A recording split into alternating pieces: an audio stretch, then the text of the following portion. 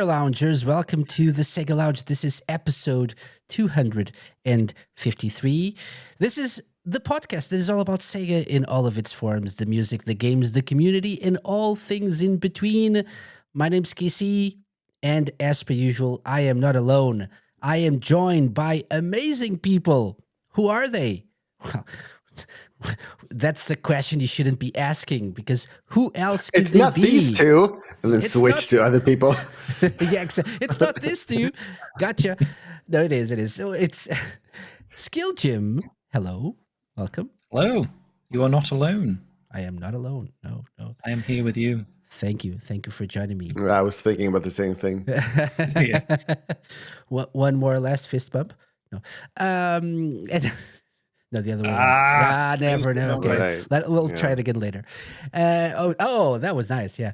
And also, Lime Reversed. Hello. Yes, hello. Welcome, guys. Thank you very much for joining me for our usual live show of April. Sorry, what is time? We're here to round up the news, as we usually say, and we're going to cover everything or most stuff that happened in the world of Sega in the past few weeks.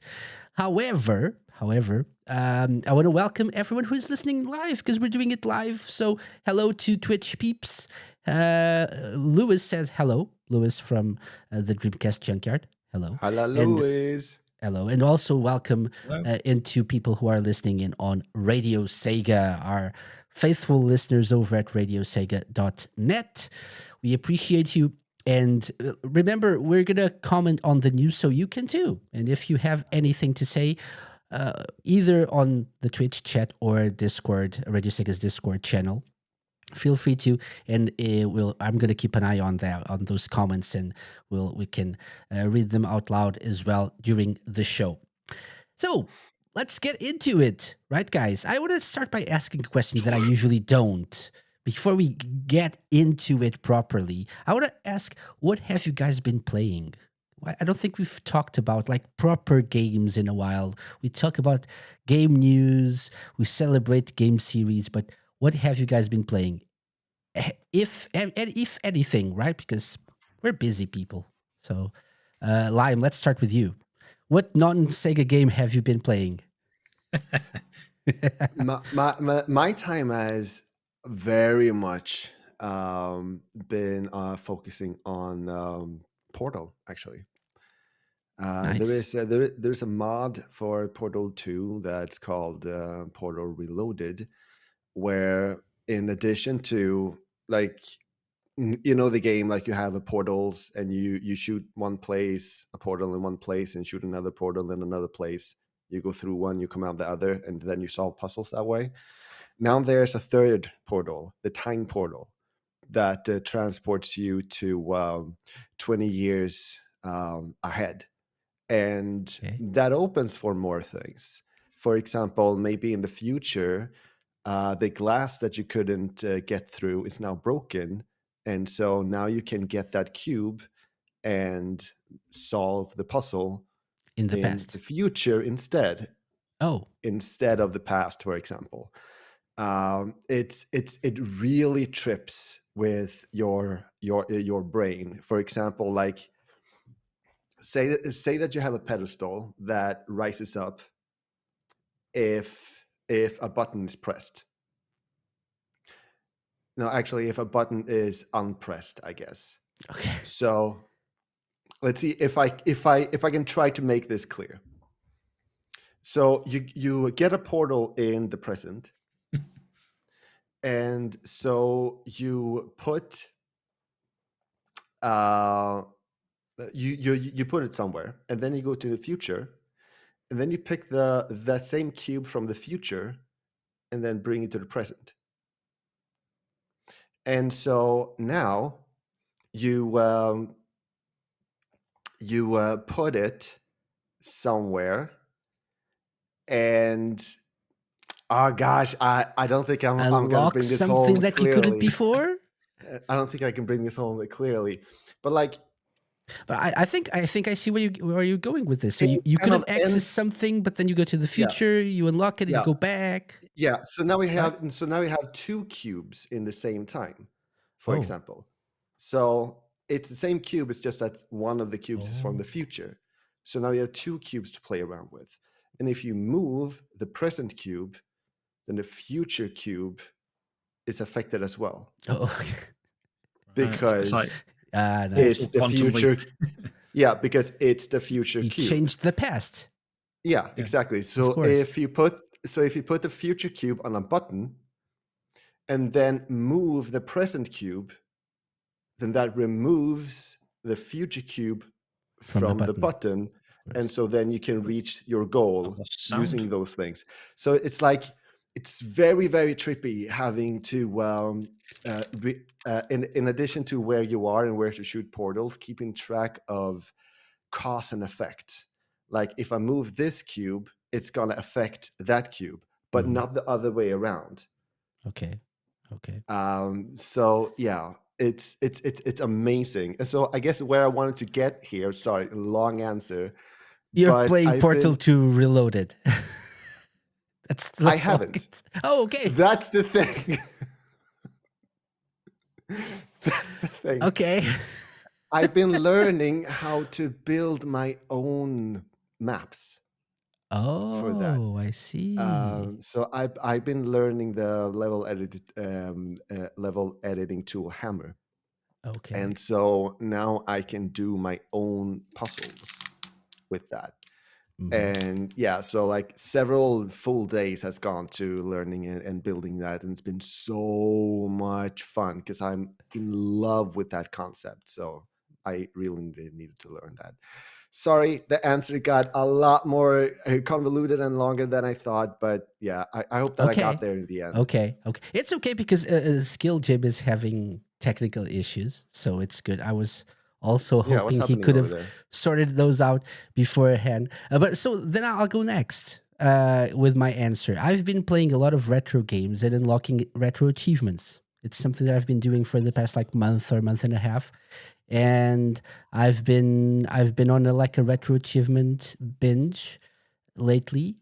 Going back to games, I think I've explained this quite a few times already on the show, but I used to play retro games. So obviously, this is through emulation. Welcome back, Jim. Welcome. And I Sorry. used to play the games on like retro handhelds with save states enabled and things like that, like rewinds and stuff like that.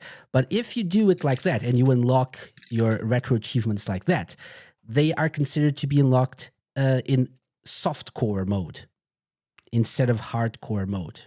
And so if you really want to say that you've beaten a game or mastered the game or unlocked achievements, you really need to do it in hardcore mode, which is like the old school way. So, for example, if you're Interesting. playing like Sonic 1, you can't play a couple of zones and then stop the game, quit out of the game, and load your save state and continue the next day. You have to do it in one sitting.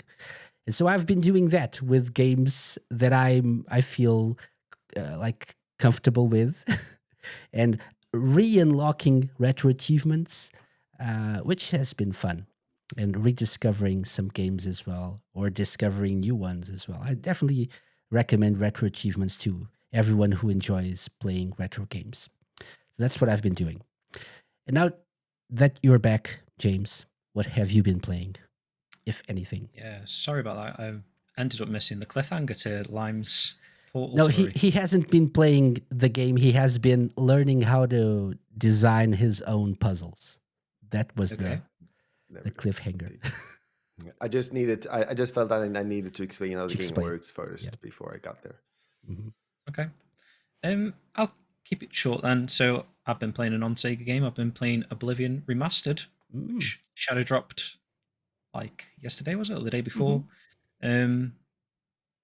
Probably spent more time downloading it than playing it. it took like 2.5 hours to install, but Oh my god. um, yeah, Wow. yeah, it's a big game. But it's fantastic so far. Mm. Everything I would expect it to be, I guess. It's Oblivion, but with a fresh coat of paint. Very fun.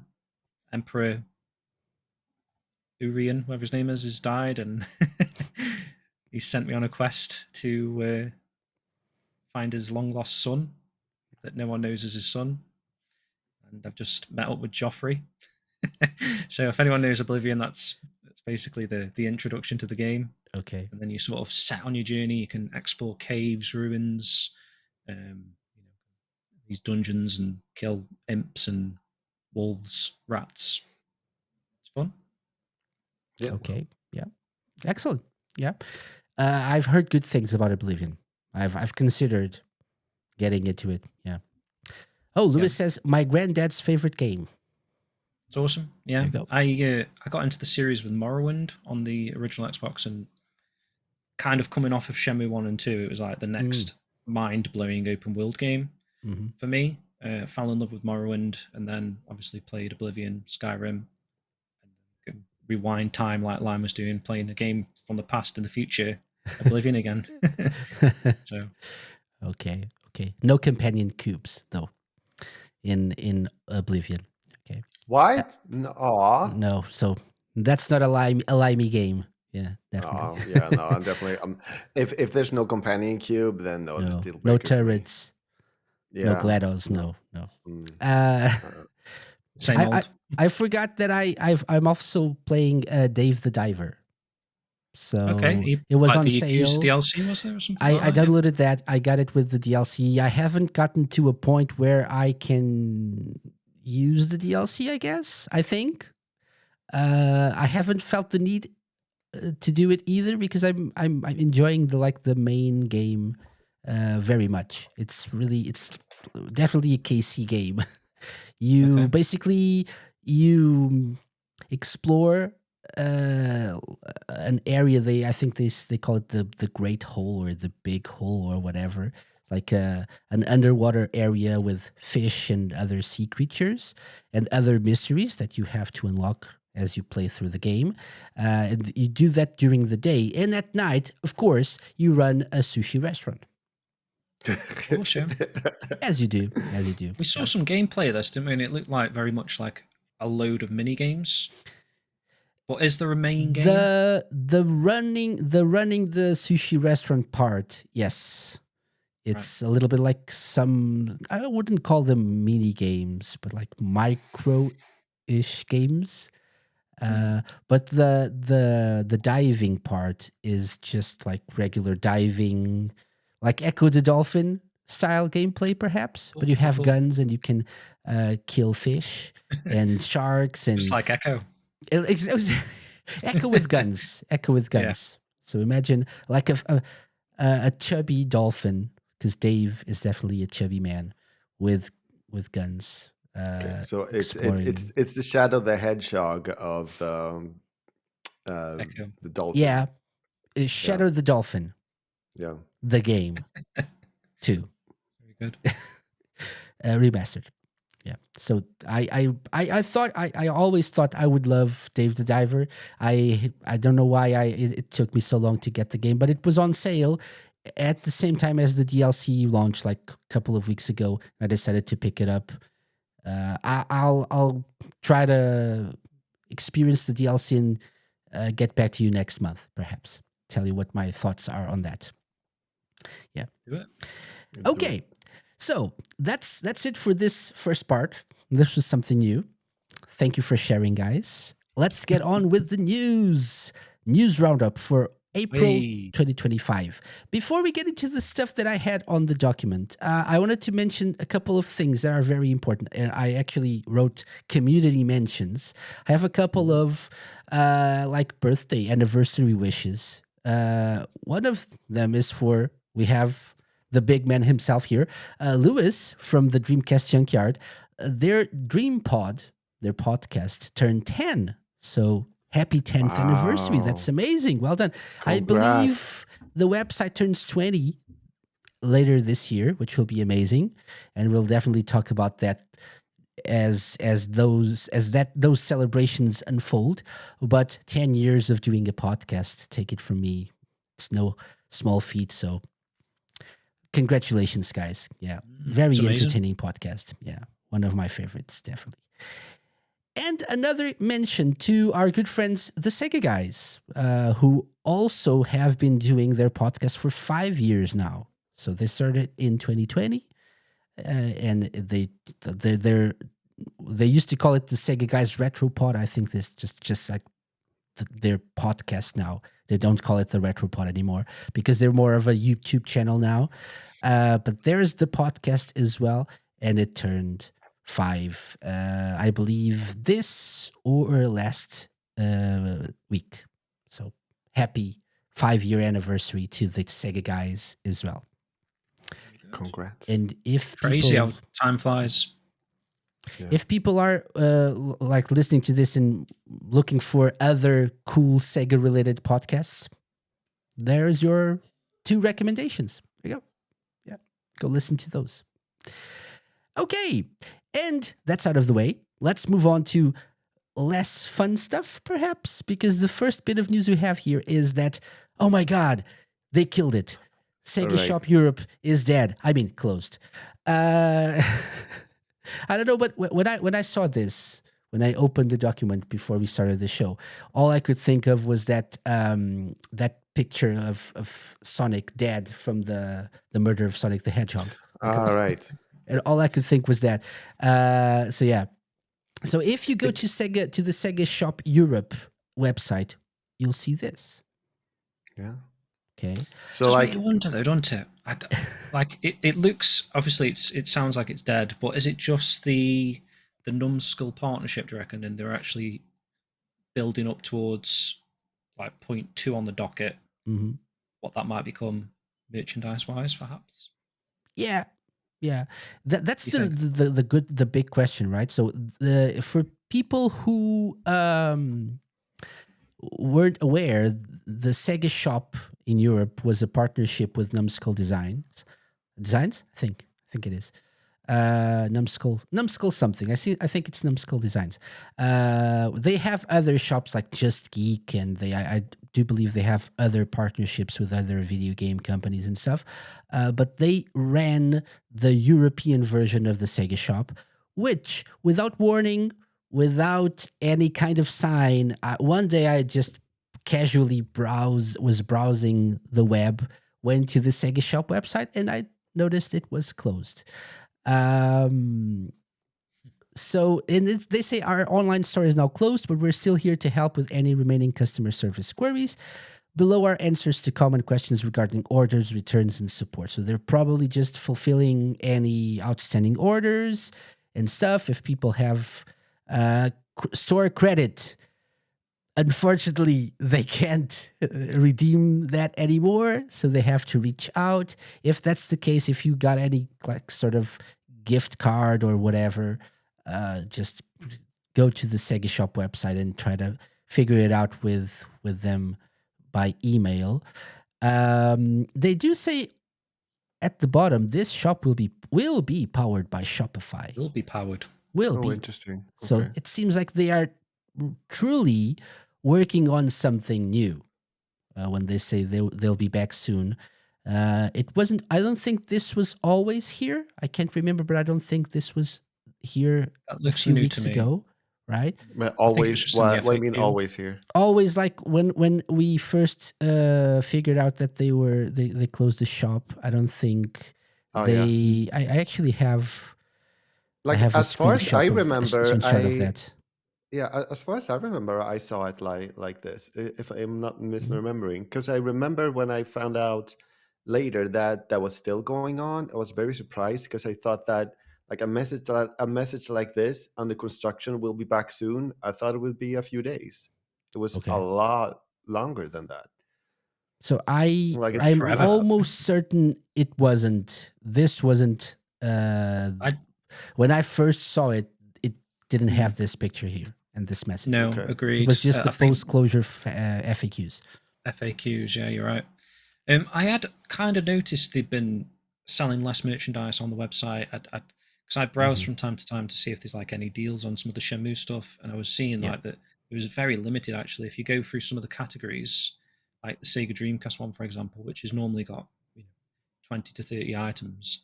It was like, I don't know, like the water bottle, that was it, or a Sonic plush or something. It was like very limited for what they were actually selling. So I was saying to Matt that I feel like Sega Shop's dead because they haven't announced any merchandise for ages, and what they do have is very limited. And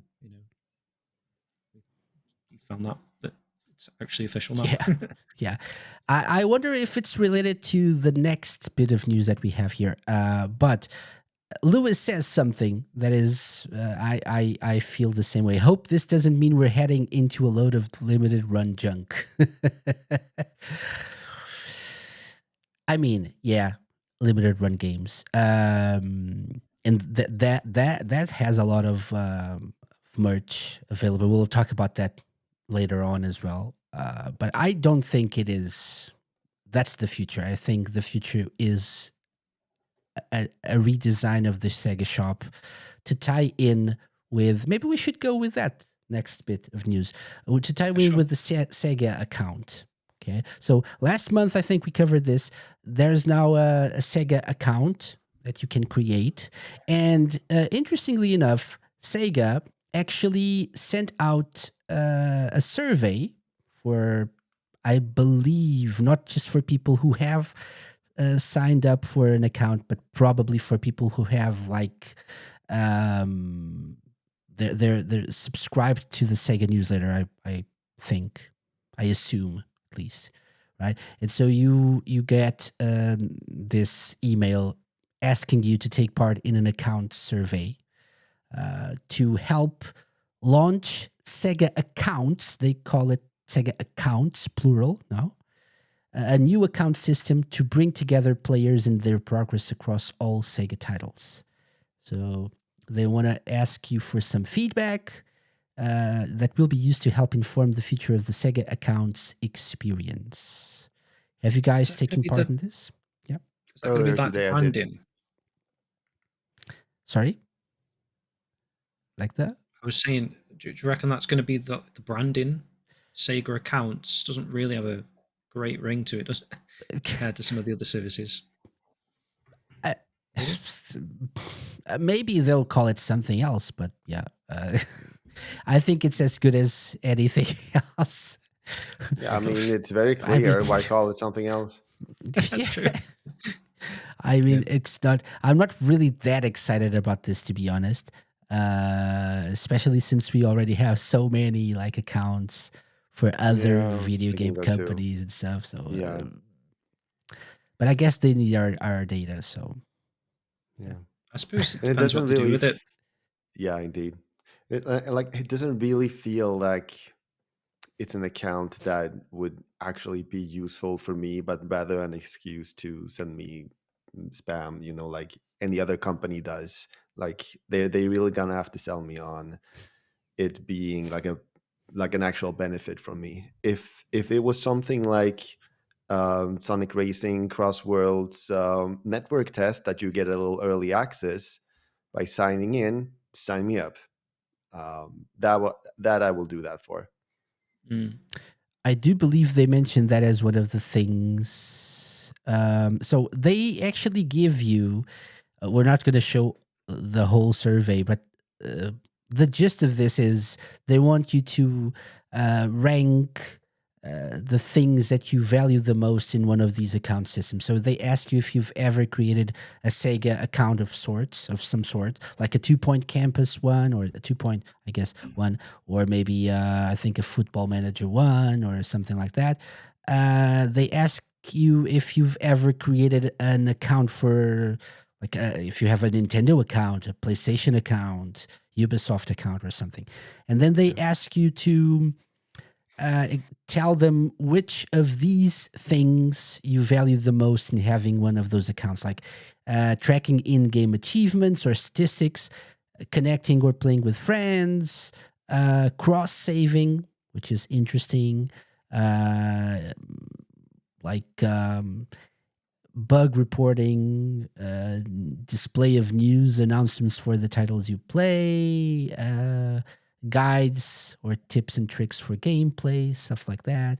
So they ask you to tell them what you value the most, and then I think at some point they ask you to rank the options that you selected in order of preference, if I'm not mistaken. Is Well, there? that's what you have in front of you right now. No, this is below is a list of features. They ask you which ones. Oh yeah, that's true. This is you. You move them around. Yeah, that's true. Yep. But I think there's more than one question related to this. Yeah. Yeah. I think Yeah, you. there is. Like one, I think it's Yeah. earlier. Like it asks you like what you use at all, and Uh then huh. it asks you to rank them. I think. And here's the one that you were mentioning: opportunities for early access to new Yeah. content. Yeah. So that could be one, right? Is there anything here that interests you, James? What do you reckon the gift cards means then? Do you reckon that could be related to the Oh, Sega shop? Maybe. the Exclusive what you're always merchandise. mentioning, like the Sega coins system, right? Yeah, exactly. The Sega Queen system. I'd love stuff like exclusive merchandise. Kind of not that I'm a Nintendo fan, but when you actually look at their account system and you're collecting their points, and then you look at their store, they've got some pretty cool physical merchandise. I had enough points to buy something off there the other week actually, and I'm a massive Sega fanboy, so I nothing resonates with me from Nintendo at all, apart from Kirby. So I ended up Mm. picking up a Kirby mouse map, Okay. interestingly. So it's like in the shape of a Kirby, and it's just a bit of fun. But it's nice that you get those things sent to you for free by playing the game. So if Sega have got a similar sort of thing going where we're going to play Sega games anyway, so it's just an added benefit to us. But as we play them, and then it maybe logs to your account, oh, you purchased Yakuza 8 Infinite Wealth, and then it gives you like 500 Sega coins, and then the next game you play, it keeps building up a thing, and then you look on the exclusive merchandise store, perhaps, and there might be like a Shenmue mirror that costs 2,000 Sega coins, and it's like, oh god, I can get that sent to me for free. That would be the dream scenario, wouldn't it? Yeah. Lewis says Shenmue Online 2K25. I'd be Yeah, down. I'd be down. yeah, Yeah. yeah. Yeah, if you want to connect with friends, play with friends online, yeah, Shenmue Online 2K25. Yeah, that's it. If enough people sign up for a Sega account for a Sega accounts, it's a Sega accounts Counts. Yeah, with counts, an S. right, with an S. Maybe we'll get Shenmue Online 2K25. Going back to what we were talking about, the Sega shop, Lewis also says it'd be weird to see them bin it off. So many American Sega fans were jealous of the European store merch. So it can be that they are actually, the deal with Numbskull is done, right? It's over and they're doing their own thing. Or it could be that they're rebranding to tie the Sega accounts with the Sega shop and make it more of like an international thing instead of, because I actually don't know if the American Sega shop is still open. Still That's running. actually a good point. I can Picking try up on to a point you find made out. there, KC, about like the deal with Numbskull. It'd be interesting to find out when the Sega shop first opened, and maybe it's like to the day, like a 5-year period or something's elapsed. Maybe they just made a 5-year deal for them to It do probably Sega merch, is. maybe It something probably like is that. because I think I had the community manager for the Sega shop on the show in 2020, I believe. And that Interesting. was Okay. shortly after the shop opened, I believe. So you might have a point there. Yeah. The American one is still open. Yeah. The American But that one one is is in-house Sega, isn't it, I believe. in-house Sega, I believe so. Yeah. Yeah. They have some cool stuff as well. I love this Coco pin. See, it does look cool. It's probably one of those things of FOMO. We can't get it, so it's like Hmm. Yep. we want their Yep. stuff. So the Americans are looking at our stuff and they're like, they want that stuff because they can't get it. And I'm Yeah. looking at that stuff thinking, I want that Jet Set Radio shirt. Yeah. Okay. So yeah, so we'll see what happens in the future, I guess. But if you are interested in shaping the future of Sega accounts, be sure to to complete that survey. Take that survey that they're sending out to people who sign up to this, or who signed up to the newsletter. I guess I have no idea if they're sending it out to everyone. But yeah. Okay, so that's all we've got about this. Let's move on to more interesting stuff. And by more interesting stuff, Shenmue stuff. Wow, we have a lot of Shenmue. Not a lot. I only have 2 bits of news, but they're very big and interesting. So first of all, James, Yep. would you like to tell us what the most influential video game of all time is? Why is James getting that question? Well, do you know Just the answer, the Lion? person closest to me. What's the answer then, Lion? Do you know what it is? The Most answer influential video game of all is time. Shenmue. Oh, Wow. where's my finger? Oh, okay. Wait. Let's. Yeah. There we go. Shenmue.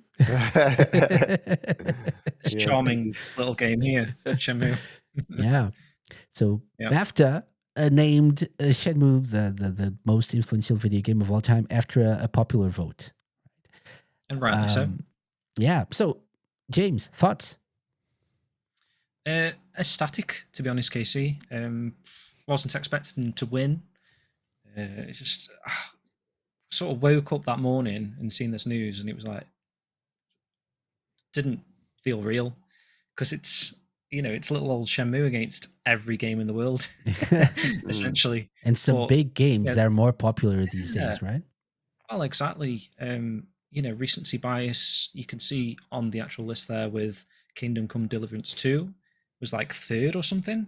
So you can see like there's been other groups that have sort of rallied behind voting for their favorite game for the BAFTAs or whatever. And I just think Shenmue is an influential game that when people think about writing this, perhaps not even obviously Shenmue fans have voted, but even probably regular people that we haven't said go vote for Shenmue have voted for Shenmue because it can potentially be that influential game that deserves a ranking on this list. And to come number one is just massive really for the series. Hopefully these been people that have like gone through this list and seen that Shenmue's won, and then they've gone off and tried to play it themselves, downloaded it. It's very cheap, isn't it? Really on Steam, 1 and 2 you can download and play today very very easily. Or, on your PS5 you can bang the disc in. Xbox, the only game, the only system you can't play it on, unfortunately, is the Switch for some reason. But hopefully that might be something that's going to come with Switch 2 potentially. But it's just be amazing to get as many people into Shenmue, and hopefully this can sort of steamroll into something good, because I think people have to take notice when a game like this, even if it's like a fan vote, a community vote that's made it come out at number one, Sega acknowledged it on Twitter. So Sure. again, Shenmue's sort of in their thoughts again. Even the Sega Japan account acknowledged it, which is sort of where the discrepancy sort of goes between Europe and Japan with Shenmue. Like Yeah.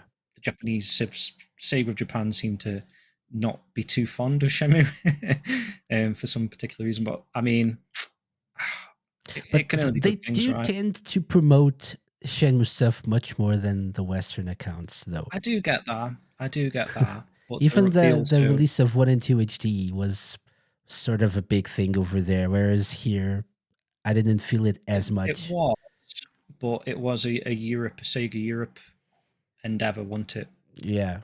Shenmue 1 and 2 with D3T. So it was sort of announced on, was it Sega Fest 2018 or whatever it was, Hmm. or even earlier. So yeah, I mean, it just feels that way to us that Sega Japan always kind of poo-poo Shenmue. Perhaps maybe they're getting into it a bit more now because obviously they signed off on the anime as well. Hmm. But yeah, just a massive win for the Shenmue community, and like I say, rightfully so. It's the game. I sort of described it as you've got retro games here, and you've got today's modern world games here, and Shenmue is like right in the sort of center that sort of propelled the movement from that retro type of game into this modern open world epics, AAA games. Shenmue's Yeah. kind of like focal point of that, I feel like, and it's some of the things that they were able to achieve in Shenmue, especially like the graphics was like the major thing at the time, like breathtaking graphics, popularized QTEs that a lot of games use these days. Just so much, like the change in the weather, time, routines, character routines, games within games with the arcade. Yeah, It's yeah, for sure. So many things that yeah. are now standard. It was kind of the blueprint for those sort of Mhm. games. So I think it deserves to at least be in the top 10, but number one is just madness. I have no idea how you get a 2 or 3 year old game at number 7. See, that doesn't make sense. What was the what did this influence? What other games did this influence?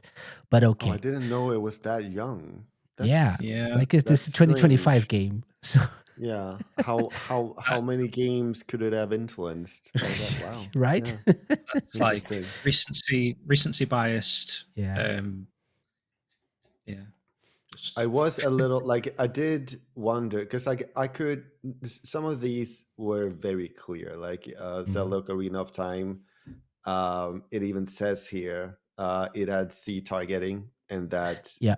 what was adopted by future games. I can understand that, but I Mhm. remember reacting to Minecraft because like I recognize that it's very special. Is a huge game, but I just couldn't think about games that were like that came after that reminded me that I could feel the influences from. So I guess I was a little confused about what future games that had influenced. But then I got some examples, and I'm thinking like I don't know, maybe Mario Maker was influenced by that as Could well. be. Like you use blocks and you build, and I don't know, maybe I thought of Roblox when you asked that question. yeah, In a way, although it's which I kind of haven't played, which would no, but explain it's why I like couldn't think of. Roblox is more of like a bit of a game maker thing, right? It's like games Yeah, within maybe a game and stuff, right? maybe Fortnite. There's like a building thing in Fortnite, I think. Maybe yeah. there was Dragon Quest Builders, which was basically Minecraft, like, uh, and I played and What about enjoyed. like the Lego games? Was the Lego games before Minecraft? I don't know. But the Lego games, you don't It's like really PS2. build, right? You Suppose play, not actually. you just play Star Wars. You Yeah, play it's Indiana less a Jones. You building play. game and more In like that sense, a I'm pop culture reference game. Yeah. yeah. In that sense, I'm surprised there hasn't been like a Lego game, Minecraft, that's just Oh build yeah, whatever you yeah, want yeah, type of Yeah, yeah. thing. wow. The fact that Lego wasn't first with this kind of game Yeah. would be a perfect fit for that I think franchise. Tetris, for example, is very low. I think it should have been Mm. higher. I I I actually don't think this is a bad list. If you I consider don't think it's a bad Pong is, list. I don't think it's a bad list. It's obviously there's always some sort of bias, even for Shenmue, Mm. obviously. But I can Mm. understand games like Mario 64, even Yeah. Minecraft in a way. It probably influenced game developers more than we think, on how big it is and how popular it is. It's still one of the biggest games in the world, and it's how many years old at this point? I have no idea, but it's been around forever. Ocarina of Time, Half Life, I think, yeah, okay. Super Mario Brothers, okay, okay. Doom, I get all of these. I am really happy to see Shenmue as number one, but obviously this is subjective. Of course, all of these votes and all of these lists are always subjective. But I'm with you, James. If it made it to the top 10, I'd be happy. Number one, Mm. ecstatic about it. Yeah, yeah, I am a little surprised that there's no Sonic reference in here at all. Like I yeah. feel like that should have been influential, right? I believe so as well. Yeah, at least in the top 20 or whatever. Yeah. Yeah. Um, Lewis says the gaming news websites were so annoying about this news. Not just the gaming news websites, even the mainstream news shows. that mentioned this. Like, the most influential game of all time is a game you've never heard of. Mm. Exactly. Yeah, that's a good point. Like if it's influential, then you should have heard of it. But like maybe it was influential and then created all these other big franchises that you then heard of. But if it still has Mm. the same Yeah. root, then you know you don't necessarily have to see the root in order to enjoy the I fruits of the think tree. Yeah. that statement is it's the most influential game, and you never owned a Dreamcast. Oh, Because if you owned a yeah. Dreamcast, then everyone knows Shenmue, right? Yeah. So I think it's just anyone that passed the Dreamcast era, Mhm. no games on the Mm. Dreamcast matter, apparently. I Yeah. don't think Yeah, I that's knew true. about Shenmue before I met you two. I Okay. don't actually don't think I knew about it at all. Did Even you have a Dreamcast? yeah, I actually did not own a Dreamcast. I that's played right. Sonic Adventure 1 and 2 at a friend's house. Okay. I even I bet they knew about Shenmue. Possibly. even Jet Set Radio, in a way, is an influential game. Like the cell shading I'd agree. graphics and stuff, Yeah. right? Right. But Yeah. I mean, there's always the Sega bias, right? So if we're talking of all games, Wait, Shenmue is the Casey. proper representative to be on the list. I think one of the Sonic games, maybe the 2D ones, wouldn't be off if they were here. It wouldn't surprise me to see it at number 20 or something. You were asking something, I'm sorry. Are you saying people are biased? Is that what you're saying? Yes, Do yes, we people are have biases? inherently biased. Everyone My is. gosh. Wow. I can't believe you just said that. Yeah. Shocking news. That's the most shocking news of this show. Okay, speaking of Shenmue, let's speak more about Shenmue. So, James, once again, I turn to you to comment Why is on James this. ask that question? I knew you were going to Because say it's that one. Shenmue. Yeah. And you mentioned this before on the show, so you were part of this. You are to blame as well as other Basically. people, right? Yep. The original Shenmue development artwork documents were acquired in a financial effort by a few people, yourself included, and Right. shared, right? So, would you like to tell us a little Yeah. bit more about this? Yeah, so essentially, these popped up on a Japanese auction site, and me, Matt, and three other friends. We got David from Sega, Shenmue Master, Chow, and Nathan. We all sort of banded together to cough up the money to be able to get these and make sure that they end up in the right hands, that we can Mm. then preserve all of the artworks that were available here without them, just ending up on someone's shelf, never to see the light of day again, kind of thing. So very much that's what Shenmue Dojo is, mentality wise, like a Shenmue preservation website.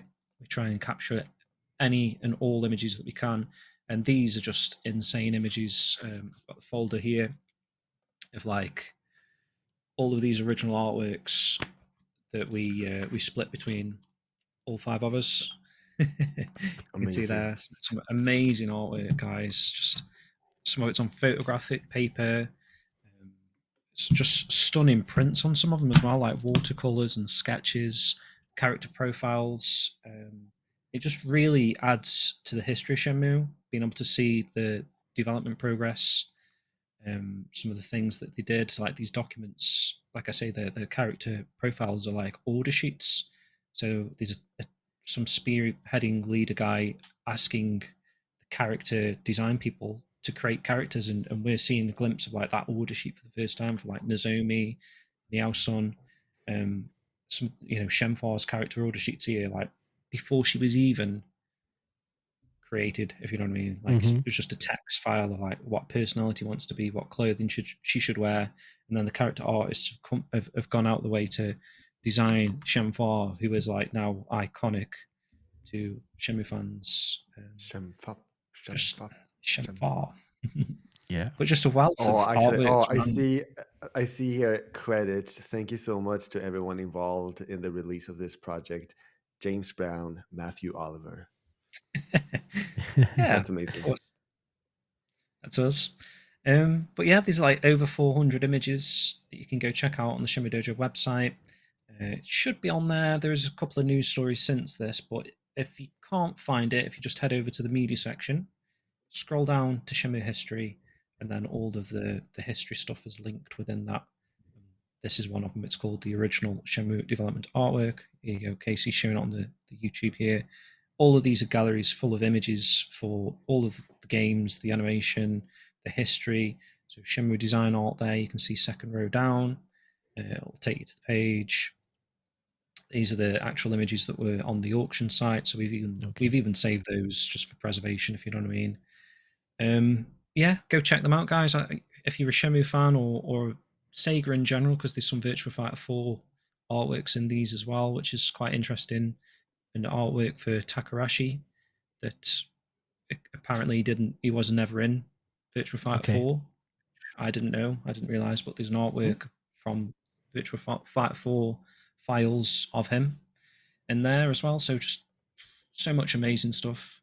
I couldn't be happy to release this. We've been working on it for ages now, but finally, I think it's in a nice, presentable format. You can definitely go check out all the galleries and enjoy, and also download them. We've made it all like as a big download. So all of these 600 DPI images that we scanned in and touched up ourselves. That's amazing. It's just so heartwarming to hear you talk about this, because the passion radiates through, and Thank you, it's man. Shenmue, that's amazing. why. Yeah. Anything Shenmue, it just brings us joy. Yeah, Sure. it shows, and it's amazing. I could talk about this all day. We need to move on, but yeah, this is really really nice. And as you actually shared with me a few days ago, this went out to or other people picked up on this, like time extension, which Oh, yeah. I know not everyone is a fan of time extension. I actually appreciate their work, and they actually shared this on the website. They share actually. They're always paying attention to the retro scene as well and stuff. So it's nice to It's cool to see see that. them share this. And they actually, so it was Jack Yarwood who shared this on the 8th, April 8th. And they Yeah, actually this sort of, linked to this on the Shenmue Dojo website. yeah, for sure. This sort of like happened, like we always planned a date for this after working on it, but it kind of happened just after the BAFTA stuff. So obviously it may have got a little bit more traction otherwise. Yeah. But obviously, like the BAFTA stuff, there was like over 40 different media websites, like big video gaming media websites covering Shenmue at the time. So I'm just grateful, for Time Extension for picking up on that and sharing that as well, because there's some good stuff in there just for Sega fans in general, I think. Mm-hmm. Yeah, for sure. And it's nice to Become see the appreciation for Yu Suzuki as well, for Yu Suzuki's works. It's usually there's always a note about Yu Suzuki in there. And I know I've mentioned this a few times before, but it's like it's usually, oh, Miyamoto is the best and stuff. And Yu Suzuki is, I think, in a way, as influential or even more in some aspects, and not really doesn't really get the recognition he deserves. And Agreed. not to speak about other uh, like influential game developers from Japan and otherwise as well. But yeah, but Yu Suzuki, we know we're Sega fans, so we appreciate his work a little bit He's like more. a superstar in the 80s, wasn't he? 80s, early 90s. Like Yeah. he's If you think about Michael Jackson of everything Sega. Sega they did or he did, Mm. it's amazing. It's amazing. Great body of work. Yeah. So congrats, James, again, and thank you very much for your service. Yeah. And to everyone Appreciate it. else thank you for your involved. service. Thank you for your service. Yeah. I mean, as a Shenmue fan, this is really, really big and important, and it really, as you said, it's Kind of heartwarming, Lime. It really it is. kind of rolls onto something that we can talk about later. So obviously we might get a brief mention again later, but Yeah. video game preservation, this Mm-hmm. sort of stuff would have been just thrown away.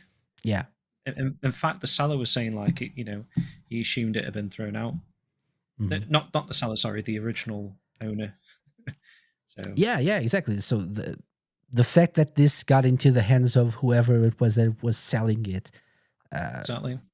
right, it means that it wasn't being preserved. So, and that's a shame. So it's really nice that it got into the right hands, people who know the importance of this stuff and who are willing to share. So yeah, again, thank you. Okay, so now let's get into like more miscellaneous stuff. Like more little bits of info here. Let's go back to the BAFTAs. So do you know Lime? Do you know I which get a You're asking question. why? My gosh. which game won Best Narrative at the BAFTA Games Awards? It was Metaphor that won it. Refantasio. Fantasio. Game. Metaphor Fantasio. They won Best Narrative. Wow, at this year's, I mean, I guess last year's BAFTA awards, or this year's awards concerning last year's games, I guess. I think it was the Um, best narrative in Game Awards too, wasn't it? if it wasn't, it Something, right? was probably nominated for it as well. Yeah, but I Yeah, do let me believe see. it won a couple of game awards. Yes, Like Yeah, best yeah, RPG or something? best Best RPG JRPG? perhaps. Yeah, that's yeah. something. Best art direction. I remember, Okay, but I definitely think there was yeah, probably best. they Yes, won a yes. couple. Yeah, best narrative. Best art direction. Hmm. Yeah, Um, was it only that? probably best RPG as well, right? I do believe it won. Just didn't get best game, but for many people, it was the game of 2024. Yeah. Metaphor. It's really fantastic. Let's see what best RPG was. Yeah, Yes, best indeed. Best RPG, role playing game. Yeah. best RPG. Yes, Here we are. yeah, as well. Okay, so congrats to Atlas, to Studio Zero, I believe, who refantasios this game, and it won best narrative at the BAFTAs. Good job, good job. Moving job on, indeed. moving on. More Very much news. deserved. More It was a fun news. game. So it's time to talk about something that we actually never talk about or discuss, which is the Sega Mega Drive / Genesis expansion pack for the Nintendo Switch. I think it's called Nintendo Switch Online Expansion Pack Mega Drive or Genesis, depending on where you are. Nintendo Switch Online Long name. Plus expansion pack. I think that's what they call it. And then within the expansion pack, there's the Mega Drive games. And so that means every so often they add new games to their list of games available for people who subscribe to Nintendo Switch Online plus expansion pack, right? And here are the April game updates. So we have Streets of Rage, which we can finally now play in co-op, Lime, using this. Yeah. We tried to play it before, but we realized it wasn't available. There was only Streets of Rage 2. It's so Surprising, isn't it? strange. Yeah. To go with 2 but not include 1. So yeah, I'm happy we got the 1. Mm-hmm. This is my favorite, actually, of the series. Still, I was going to say if that was a question on one of your Sega Lounge quizzes, I probably would have said that it was already out, available. Yeah, Streets of Rage 1, just because you would just assume it would be. Mm-hmm. There's also Super Thunder Blade. Have you guys played this? Have you guys ever played this? No. I played it in the arcade, actually. I played it on one of those actual moving helicopter things, which is pretty cool. Nice. They got one in Arcade Club. Is it Leeds? I think it's Leeds, that one. Okay. I played the 3D Classics one, 3D Thunderblade. Remember that on the 3DS, the Classics collection? That was one. That was with the 3D effect and with the cabinet as well. It was nice. We also have Eastwat City Under Siege, which I've played before, I believe, on the Mini and through emulation as well. And so those are the 3 games that are now available for you guys for everyone else, for everyone who hasn't played and who wants to try them More. out. Uh, More. yeah. So Give us using more. the Switch Online, not the Switch 2, we'll get to that, but just the Switch Online. If you have the Switch, you don't have to pay whatever monies they are asking for to play these games. Just the Switch Online subscription in your Nintendo Switch One. I mean, it's gonna. I'm pretty sure it's gonna be playable on Switch 2 as well. Like it's gonna It will carry be. over. It will be. I'm Yeah. just saying you don't really need that yet. So if you Right. Yeah. have the original one, you're good. You're good. Yeah. Okay. Other news: Sonic Rumble. We've talked about Sonic Rumble throughout the months, the past year or so, when it was supposed to be Sonic Toy Party or whatever first, right? Right. Remember? Yeah. I forgot about that. And we talked about it on the show. We already know, we've learned that before. It was going to be called Sonic Rumble. It's been in some sort of like pre-launch limbo or whatever, like soft For a launch while now, limbo in some countries. Sometimes I know it's not random, but it like feels like it's like some randomly selected countries that have. I don't think there's any rhyme or reason to the choices they make to where they make this available. But now it's definitely and finally coming. We got a release date, worldwide release May 8th.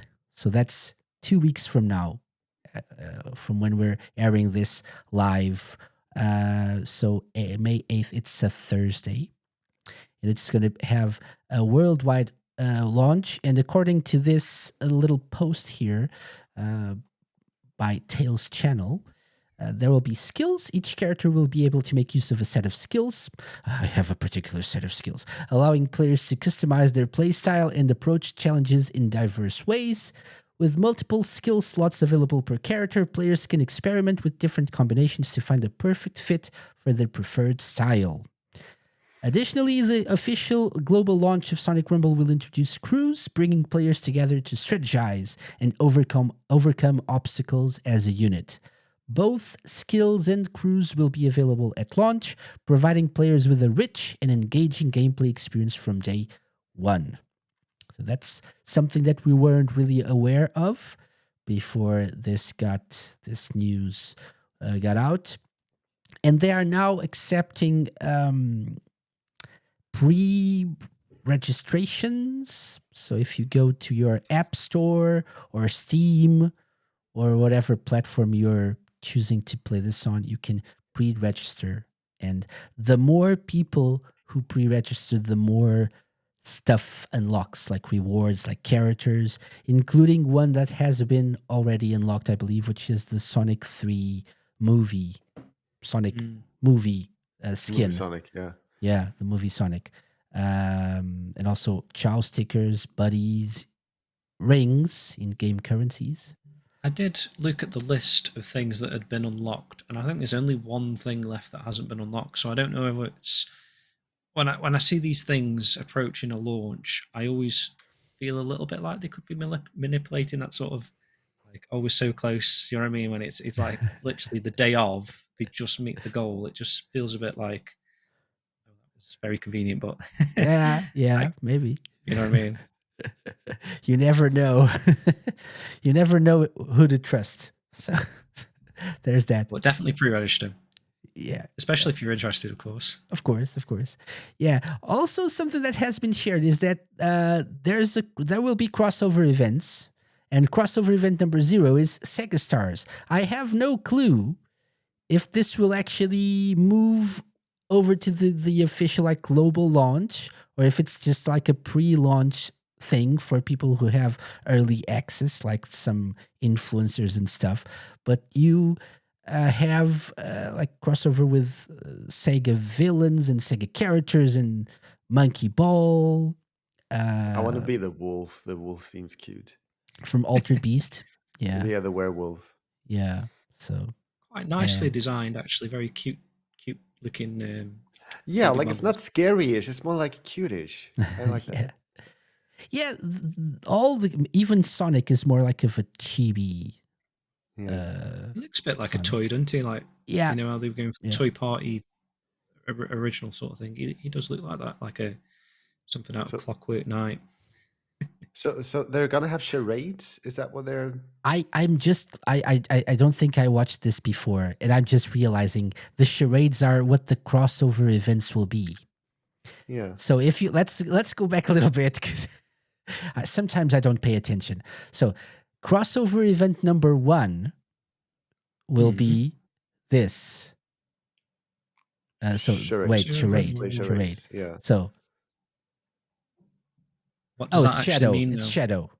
Definitely Yeah. shadow. Yeah. Okay. Ah, Let's play Okay. charades. right, Number right. I 2. number 2. Uh, I don't know, just tails? No, I holding don't the know. air, the holding a hand in No. the air. Okay, dancing. Okay. Somebody Mega? Somebody Bigo could be Ulala dancing. No, I don't know. Ooh. I don't know.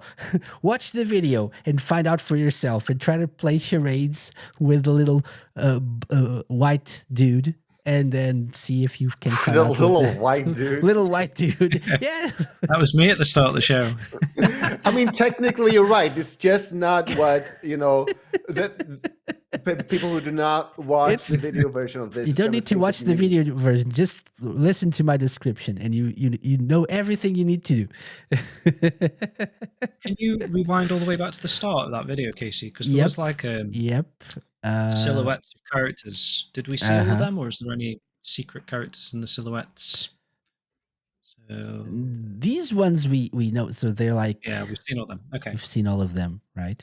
Yeah. fair enough. Oh my It's the gosh! Like first a one. dragon, infinite wealth from your Steam wish list is now on sale. That's 50%. news as well. Okay, 50. interesting. Wow. Yeah. Yeah. Yeah. Breaking. This is just Breaking. in. Exactly. This just in. Okay, so Sonic Rumble. Guys, we were talking actually earlier, and we might do something special to celebrate the launch of Sonic Rumble, right? Yeah, come on, we Since it's a gotta play this Thursday, together. since it comes out on a Thursday, maybe we'll do something. We'll do something live on stream for our valuable listeners, our valued listeners, and our video audience as well. So stay tuned for news on that very, very soon, a couple of weeks from now. Yeah. Okay, moving on. Anything else to add about Sonic Rumble, by the way, guys? No, No, I just No. want to underline that we gotta play this together. Yeah, for sure. play it together. Definitely. Agreed. Let's do that. Okay, now we have a couple of movie/TV show news. So first of all is the news that, and why not, Outrun's getting a movie. Why not? Why not? Everything's getting a movie, so why not Outrun as well? Right? James, you actually brought this to my attention first. With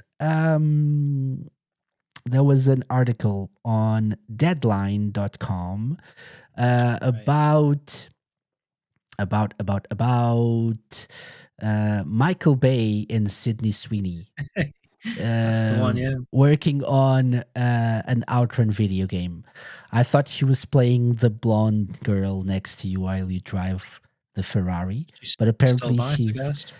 but she's just a producer apparently, according to this news article. Yeah, apparently she's really into cars as well. I found out recently. I Mhm. guess Ferraris, and it's part of her idea is this franchise Outrun, turn it into a movie. I don't know how they're going to do it.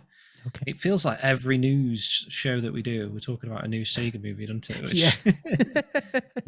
it's mad, but I mean, with Michael Bay behind an Outrun, it's gonna be pretty exciting. Maybe like are they trying to? I mean, it is a catchy name, to be fair. Outrun, like you don't really even need to play the games for it to sort of stand out in a movie theater, is it? Especially how big and popular the Fast and Furious franchises are. Those films always do Mhm. well, even like, all the bad ones, which is like half of them, right? So Outrun, quite a catchy name. people love big fast cars, Ferraris and stuff. So it probably there isn't much of a premise to begin with, is there? I Yeah, think that's what I even was gonna said, ask. If is there a story at all in the game? no. I think You even on have the to box, drive. yeah, just drive fast. Just drive fast. I'm pretty sure What is it that they're trying to outrun? Themselves, just their fears, their demons. Oh, okay. It could be anything. I guess you have rivals that you're racing, right? I guess you have Trying to a outrun them. Yeah. girlfriend next to you, so maybe you can Girlfriends probably in a movie. yeah in a video game. So maybe voiced that's by the Lisa story. Wilkerson. Maybe Sorry? she's in it. Voiced by Lisa Wilkerson in Outrun 2 anyway. Yeah. You think there's There's gonna be Flagman. girls in this movie? Is that what you're saying? There's gonna be like a fat dude That's with a black and white checkered flag called Flagman. that And makes that's sense. the premise. Maybe he's been kidnapped That's and the you have to premise. race as a car. I don't know. I'm afraid this is gonna be like what's the Need for Speed movie. Yeah, I Mm. could see that happening. Do you They remember did the plot of the Need for Speed movie? I didn't Exactly. see it, to be honest. Exactly. Exactly. Perfect. I They did a think Gran that I saw a Turismo movie film where as they well. stole cars, possibly. Was But that like 90 Seconds with Nicolas Cage? I like that one. And Angelina that Jolie. might have been it. Yeah, I might be thinking about that. That one I liked actually. My gosh, I'm but if you really think mixing about up it, my car movies. Yeah. yeah, maybe that's an old one though. But yeah, Well, originally, Outrun was based off of a film, right, called Cannonball Run. yeah, Right?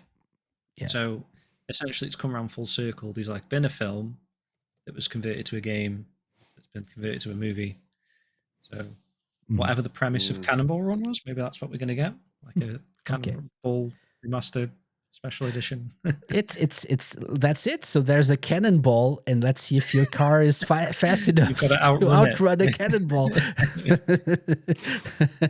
Oh, by the way, the film was not called 90 Seconds. It was called Gone in 60 Seconds. I was That's just it. checking because I think it's Gone in something. Oh, Gone in 60 seconds. Yeah. I mean, and I got what you meant, and like Yeah. I've definitely seen that movie. So Mhm. yeah. Yeah, that's whatever like the a name classic. of it is. What's interesting about this, by the way, is that Sega of Japan have actually shared the news on their website, and they don't share anything in terms of like details, but they share that there's going to be a movie.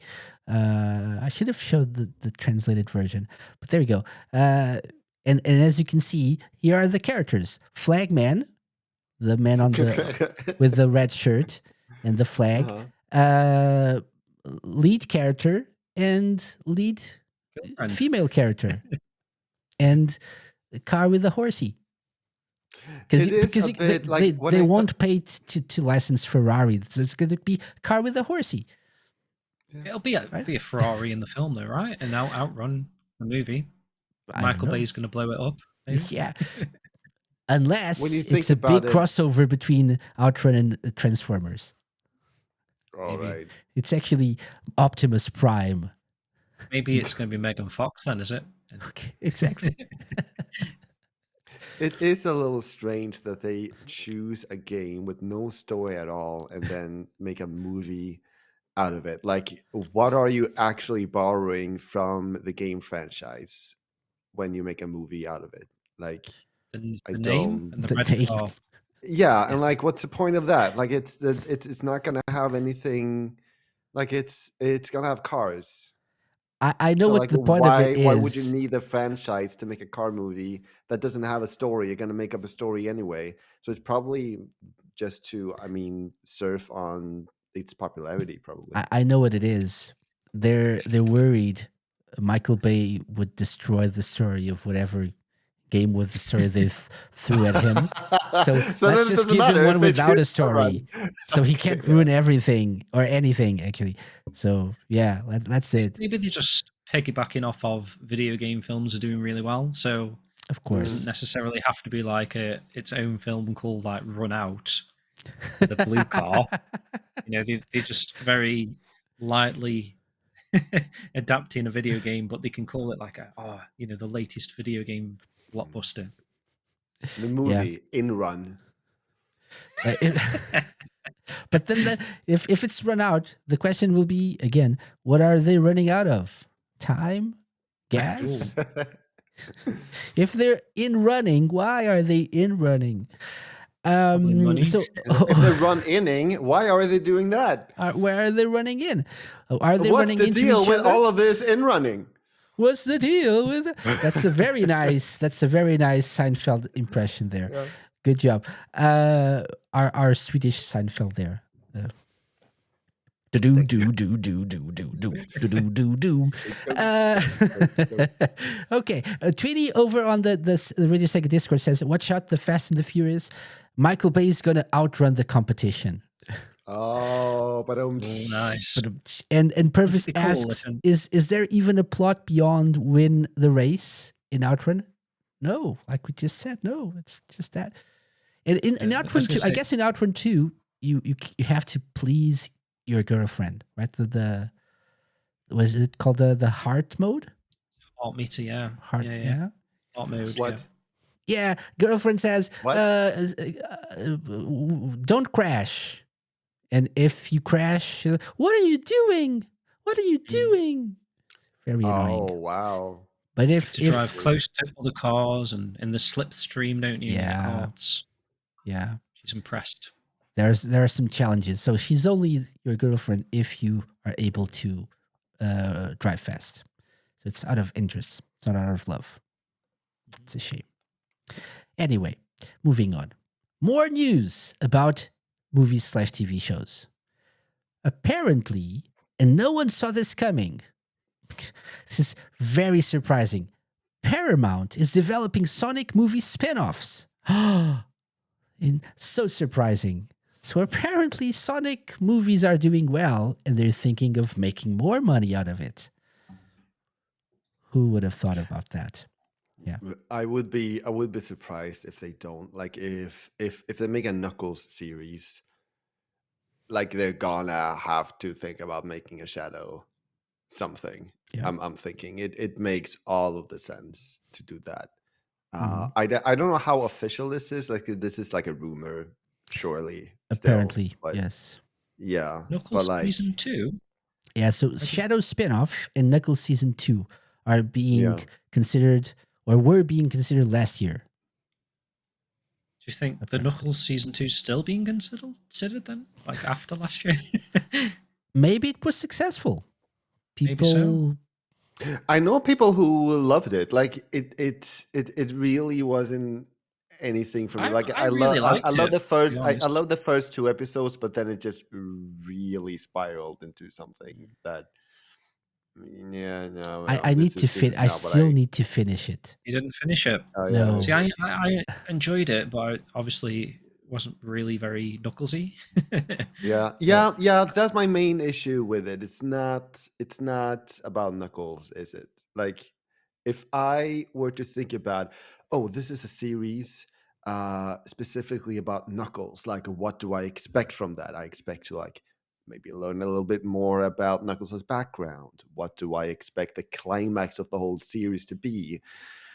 Not a bowling tournament. You'd expect something to do with like Angel Island or the Master of Yeah, Gold or something like like that. Higher stakes, right? Mm. Not Wade. Wade Whipple. Is that his surname? Whipple. Yeah, but I think this surprises no one because obviously they really want to bank on this and keep squeezing, milking the cow as much as they can, as long as these projects are fun, right? Yeah, indeed. Harm. There's no harm in that. Yeah, and they definitely were. I mean, I know people who absolutely love the Knuckles series for its silliness, and like especially love the episodes like the episode that I especially hated. But like overall, like I did still have fun with it, even though it wasn't really what I wanted to see Mhm. in a series like that. So like there's a difference there between like enjoying it for what it is and feeling like this should have been something else Yeah. I You'd for me think expect personally. the Shadow series to be like a lot more serious, wouldn't you? You wouldn't expect like a silly Shadow series with like, Maria in a frisbee tournament or something like that. you If never that know. ends like if the climax of that spin-off is like a mini golf tournament, I'm gonna no. I'm You're gonna done. know. You're like, Maria. I'm done. I'm no, I'm done with this. But I would love to see more background about this version of Shadow, for Mhm. example. I would It's absolutely probably love set in that. the past, right? Because I'm guessing they will leave whatever is happening with Shadow in the present day, right after Sonic 3. Mm, They will leave that for the movies because they mm, probably don't want to spoil that until maybe Sonic 4 or even 5. I don't know comes out. yeah, Maybe they'll leave Shadow out of 4 and maybe make him come back in the next one. I don't know. yeah, It's yeah. a Nice if it was like evolved on the Maria sort of relationship, when they were younger, Yeah, a I lot would more love to like see more sort of about Bond type that. stories. Yeah, Because obviously they're not going to definitely. get Jim Carrey for a little TV show, are they? That's not going to happen. So we're not going to get like any Ivo stuff. But Oh yeah, yeah, like that's a Gerald, yeah. yeah. We're definitely gonna have to cut out Gerald in that Yeah, case, indeed. probably could be set in like a weekend where Yeah. they are aboard the ark and they get stuck somewhere or whatever. And yeah, Mm, could be they can make it work. Yeah, definitely. yeah. Yeah. Okay. So that's all we have for movie/TV shows news for now. We'll see what happens next month. I mean, no. I mean, actually, we should actually skip the next one for now and mention the other one. Mention number what is on our list number 15 because it's sort of movie related, Related. Yeah. right? So Shadow related, yeah. Shadow related. Sonic X Shadow Generations Dark Beginnings won a Webby Award. And Yeah. that like So much deserved. It was an amazing yeah. entry. It was. Mhm. I loved it so much. And they set up the Shadow Generations part of the game quite nicely with this Yeah. little web Yeah. series. Yeah. So, like, thank you, like, for bringing my Shadow back. I really feel like they are making Shadow justice again. Um, and I feel like they haven't for a while, but now here is a Shadow that I recognize that has um, Badass. uh, yeah, has a heart, has a purpose. Like you can feel with you can relate to that. Yeah, I can't really find the words for it, but like Like I the can relate a backstory lot and more stuff, to right? this Shadow. Is I Hmm. guess what I'm trying to say. Yeah. Yeah. Definitely. You feel for Shadow. Yeah, I'm still singing like the theme from the last episode. So yeah, Mhm. definitely Yeah. the story touched me. Hmm. Nice. So, congrats to the team for this. And what a great way it was to set up what happens in Shadow Generations. Still, my favorite part, I think everyone's favorite part from Sonic X Shadow Generations, obviously, was Shadow Generations. And this was a very Yeah. good way to set it up. So, good job for on winning this award and for putting this much hard work into this little 3-part series. 3-part, right? Oh, did I tell you? Like, I was on my way home from a store like for some months ago, and and I saw a dad with two little kids wearing a Shadow onesie each. It Nice. was amazing. It was so cute. It was a tiny little shadows. Nice. It Yeah. was amazing. And that's what you get when you make good stuff Yeah, with these indeed, characters, right? indeed. True. Yeah. character from 20 years ago is now loved by the next Mhm. generation of Yeah. people. Yeah, for sure. Excellent. Okay, so that's good news. And we always love good news here on the Sega Launch. What might be good news or not, depending on your stance on the company that we're gonna mention next, is that Yeah. this month's release, or not release because they're still accepting pre-orders, but this month's focus over at Limited Run Games is, drum roll please, Choo Everyone's Choo favorite Rocket. game. Yeah. And so last month was Crazy Taxi. This month, the Dreamcast series is Choo Choo Rocket with the usual trading cards, the usual coin, the usual T-shirt, the usual keychain, I believe. There are a couple of plushies apparently. Oh no, okay. Oh no, this is Rocket Knight. This is not related. So the plushies are still available, obviously, because they're accepting pre-orders, so these things don't sell out. There's a cap, a hoodie, T-shirt, and the usual trading card stuff. Yeah, I like it. It's pretty I like cool. these ones. Yeah, Obviously, I don't think we've ever had any Choo Choo Rocket merchandise that I'm aware of. So I think I might have seen like a promotional T-shirt I have that a people were T-shirt sent for for the the. mobile. Yeah, exactly. Yeah, I I've seen have that. that Maybe one. I've seen Yeah, yours then, Casey. Yeah, that's yeah. great. But in terms of just general public sale stuff, this is probably the first since the game's release. Mm-hmm. I picked up the plushies, the trading card thing, and the coin. I've kind of been just maintaining that. Each set that Limited Run Games release, I'm at least getting the trading card special thing Mm-hmm. and the coin. And then if anything else takes my fancy, like here, the plushies are kind of maybe I didn't need the plushies, but everyone needs the plushies, don't they? So These ones um, are cool, right? Yeah. they are cool. The cat and the mouse, obviously. Uh-huh. But yeah, again, it's just stuff that you perhaps wouldn't have ever expected to see or to own, like a plush for two characters from a Choo Choo Rocket game that's long forgotten now.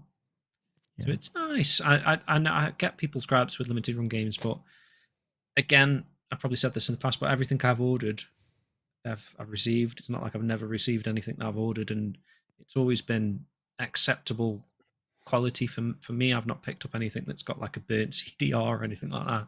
Everything I bought, so I can only go off my own experiences, has been Yeah, pretty same. cool. Same. Mm. Same. Yeah. My only concern now is with the tariffs, the new tariffs, and how they might affect the actual prices. I mean, you're paying upfront, but I wonder if there will be like extra customs taxes or something. Maybe for you, but I Maybe know for me, at yeah. least in the So, UK they've got their own warehouse in the UK now, so that's mm, quite convenient. So the shipping costs for me now have gone from like I was paying like $25 at some point for shipping costs back in the day, but now they're like $5. It's mhm, like barely anything. So that's one good positive for UK based people. yeah, yeah. Yourself, Casey, yeah, you could be hit by. Yeah, I'm reconsidering my stance on this based on recent news and fear of being taxed even higher when things actually ship. I'm guessing if they ship everything together, that will be a problem because that's going to be a hard month. If Mm. everything, all these Dreamcast things that ship out at the same time, I not mean, looking forward luckily to they that. are in. If you look at your pre-order list, it'll say like the Shenmue stuff's supposed to be coming, I think, next month. Oh yeah, Um, it's different months yeah, for and then everything. Okay. some stuff June, some stuff Oh, July. they're So spaced out. Okay. it's like a 6 month Okay. production period, I think. Okay. So that's it. So limited run games. If you are into this sort of thing, do check this out. So it's part of their Dreamcast 25th anniversary celebration stuff There's still, loads right? still to go Yeah. because I think Josh did post a list at one point, and there's like there's obscure stuff in there like Dynamite Cop. I think was listed. Shenmue 2 line to come still, so there's still a lot to look forward to. Yep, for sure. Okay, moving on. We have two more things to talk about, so let's move on. And I want to pick your brains a little bit about this next bit. So you also shared this with me, James, and thank you for that. There's been like a conference, and it's also like a sort of a joint project between specific game companies in Japan to preserve video game assets. So to preserve and archive historical video game development materials and assets, as it says on the tweet. And there, this links to an article where, and I'll share that in a little bit. And this article actually shows what the conference, or what was shared during this conference. So people from different companies like Capcom, Taito, Sega, they shared Square Enix. They shared what they have been doing in house to restore, preserve, archive stuff from old games that has historical significance, and how there's this new project to like from Japanese companies to come together and preserve their history, which is also something that they there's a word that's always repeated in all these presentations, which is pride. To take pride in the history that they've been building together as different companies in Japan. Right? If there was one thing that I would definitely create a SEGA account for, it is if it gave me access to retro games. Like they have like a pool of games that they preserved and they're playable through that, then heck yeah, definitely. Mm-hmm. Yeah. This stuff, it means a lot to a lot of people that have grown up with these games in the past. Maybe at the time they didn't really realize the significance of these games that they were creating, what would happen like 20 to 30 years down the line. So like in the case of Shenmue, for instance, like I say, expected these things would have been thrown away, which is such a shame that you've got all this amazing artwork that they spent time creating and designing, and it doesn't even get to be viewed by the general public that have enjoyed their products so much so that we're still campaigning 25 years later for more from that series. So it's amazing. If you look at the photographs on this website, you can kind of see some of the crazy storage solutions they've got going from back in the day. These just boxes piled on boxes. That one, it's scary, really, isn't it? Because you don't know what's in some of these boxes, like at the bottom being squashed. Could there be some more Shenmue files in some of those boxes? And you'd have thought, again, obviously they don't think at the time how special this stuff is, but you would have thought and expected them to preserve this stuff somewhere better than just a closet or whatever they've got stacked boxes. You'd have thought like artworks that people have hand drawn, designed, and old demo builds, discs, cassette tapes I've seen, and some of them. You would have thought they would have had solutions for those. We've all heard of like the Sega archives or the Sega Vault or whatever. But if the vault looks like that, like a closet with boxes, it's it's no wonder that people like Danny Russell, when he was going through all the stuff for Sega Forever, was having such a hard time coming to terms with a lot of the things that hadn't been preserved, and he was preserving a lot of these artworks and stuff like that would never have seen the light of day. And I remember him saying he had like a stack of CDRs or something, and he accidentally, or they were in those plastic wallet sleeves, and he accidentally didn't realize that taking one out, because it had been so long and probably like moisture got in there, the data actually peeled off onto the plastic sleeve. So that particular disc that he tried getting out, probably is the first time that he was pulling a disc out, was kind of ruined. So it just shows you like the storage and the preservation previously has not been there. So it's really nice Yeah. to be able to see these companies coming together and actively wanting to preserve video game history. I mean, it's nice in the sense that they have kept some of the stuff from back in the day. You see some nice artwork of Ryu from Street Fighter. So there is things that have been preserved quite nicely, and obviously they're trying the best to scan them in and bring them up to today's standards, I guess, by sort of similar thing that we were doing. How there was like photocopy dust and all that sort of stuff that we sort of Uh-huh. hand took out ourselves. It looks like they're going to do that and maybe like up some of the colors. If I think I was reading this article and it was saying like they also intend to like recolor Yeah, I some think things that may have the lost. Street Fighter ones, I believe they mentioned that. Mm. Yeah, I believe. And then, as you can see from some of the other screenshots as well, they're then using what they've got to create like bonus contents in games. So we've seen it with like this.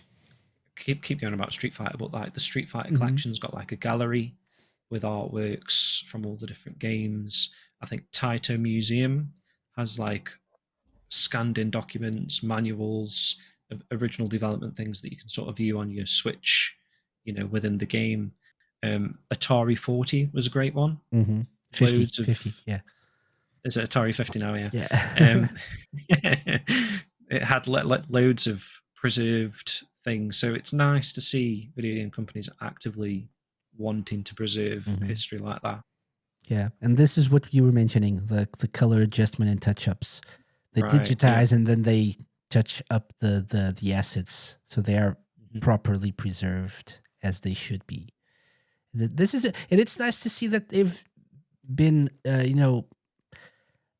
individually doing this, but also coming together to make sure there's like a concerted effort in preserving these assets and making sure that, and also making sure that they are shared with the fans, which is nice, right? I do hope that the SEGA Accounts project somewhat ties into this in like sharing more of Sega's history.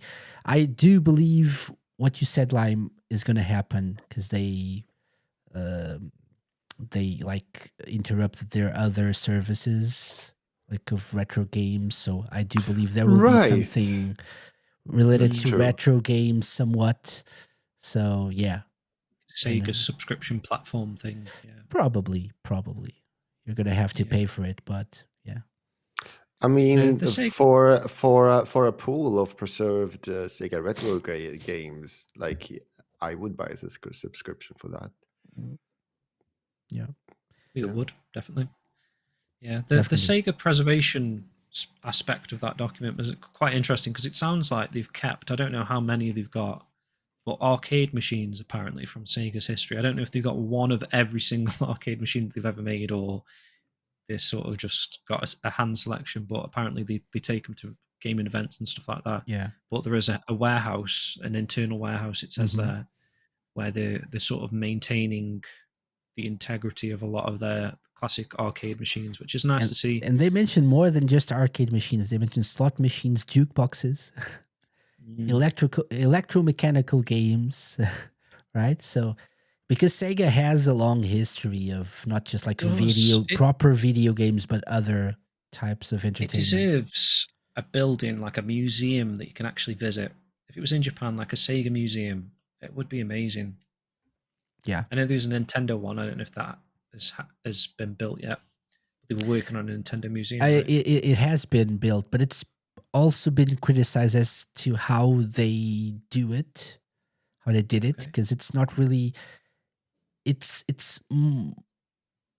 less focused on sharing the history of Nintendo, I believe, and more like showcasing, like having like interactive fun experiences. I think there are like some sort of like giant controllers that people can play games on together, which is like fun, but it would be nice. People are complaining that they don't really unveil much about their past and like the people behind the games and the history, the stories, the little stories behind the games, which is what things like Atari 50 and the I think it's the Goldmaster series from Digital Eclipse they're doing. They're releasing older games, or like for Tetris, they did a release of like many versions of Tetris.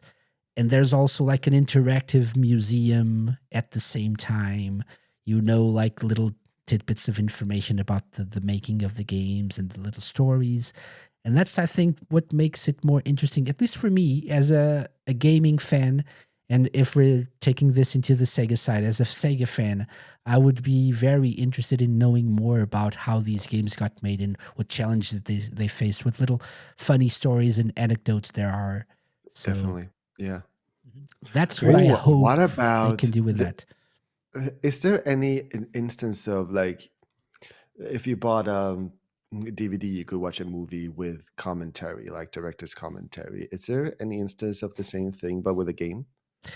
I believe Atari 50 and like Tetris Forever, I think it's called, and the Gold Master series from Digital Eclipse has that. There's interviews, bits of interviews. So you like, it's like an interactive museum in a way. You listen to a little bit of an interview, then you play a little bit of a game, then this happened, and you play a little bit of a game again and stuff. Oh, So it's like you can obviously play the games themselves, just the games, and I think you can actually access the interviews and the photos and stuff individually as well. But if you the intended way to play is like playing a little bit, listening to something, or watching a little video, or learning something new and playing this little bit of another game and stuff. So Atari 50 was perfect for that because yeah. it is like that. It's like a timeline. Mhm. So it's sort of like level one is this documentary, and then you move over to the next thing, and then it's like some artworks, and then coming off the artwork is get to play the game.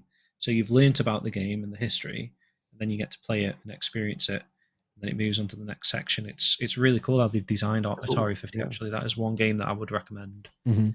Yeah. I do think that's like the gold standard right now. That's what companies should be trying to achieve when they release collections and go back to like older games, because it makes it more interesting. Sometimes games didn't age that well, but learning like about the challenges that the developers faced when creating like those very simple now Atari Yeah. games, knowing what they struggled with and what they accomplished, maybe it makes you appreciate the game a little bit more. Does yeah, Right? definitely makes Mm. you appreciate them more, because if they just slapped like Atari 50, if they just slapped 20 Atari games on a collection, you probably wouldn't play half of them. But because they've got all this additional context and stuff, any child playing that, learning about video game history, Mm-hmm.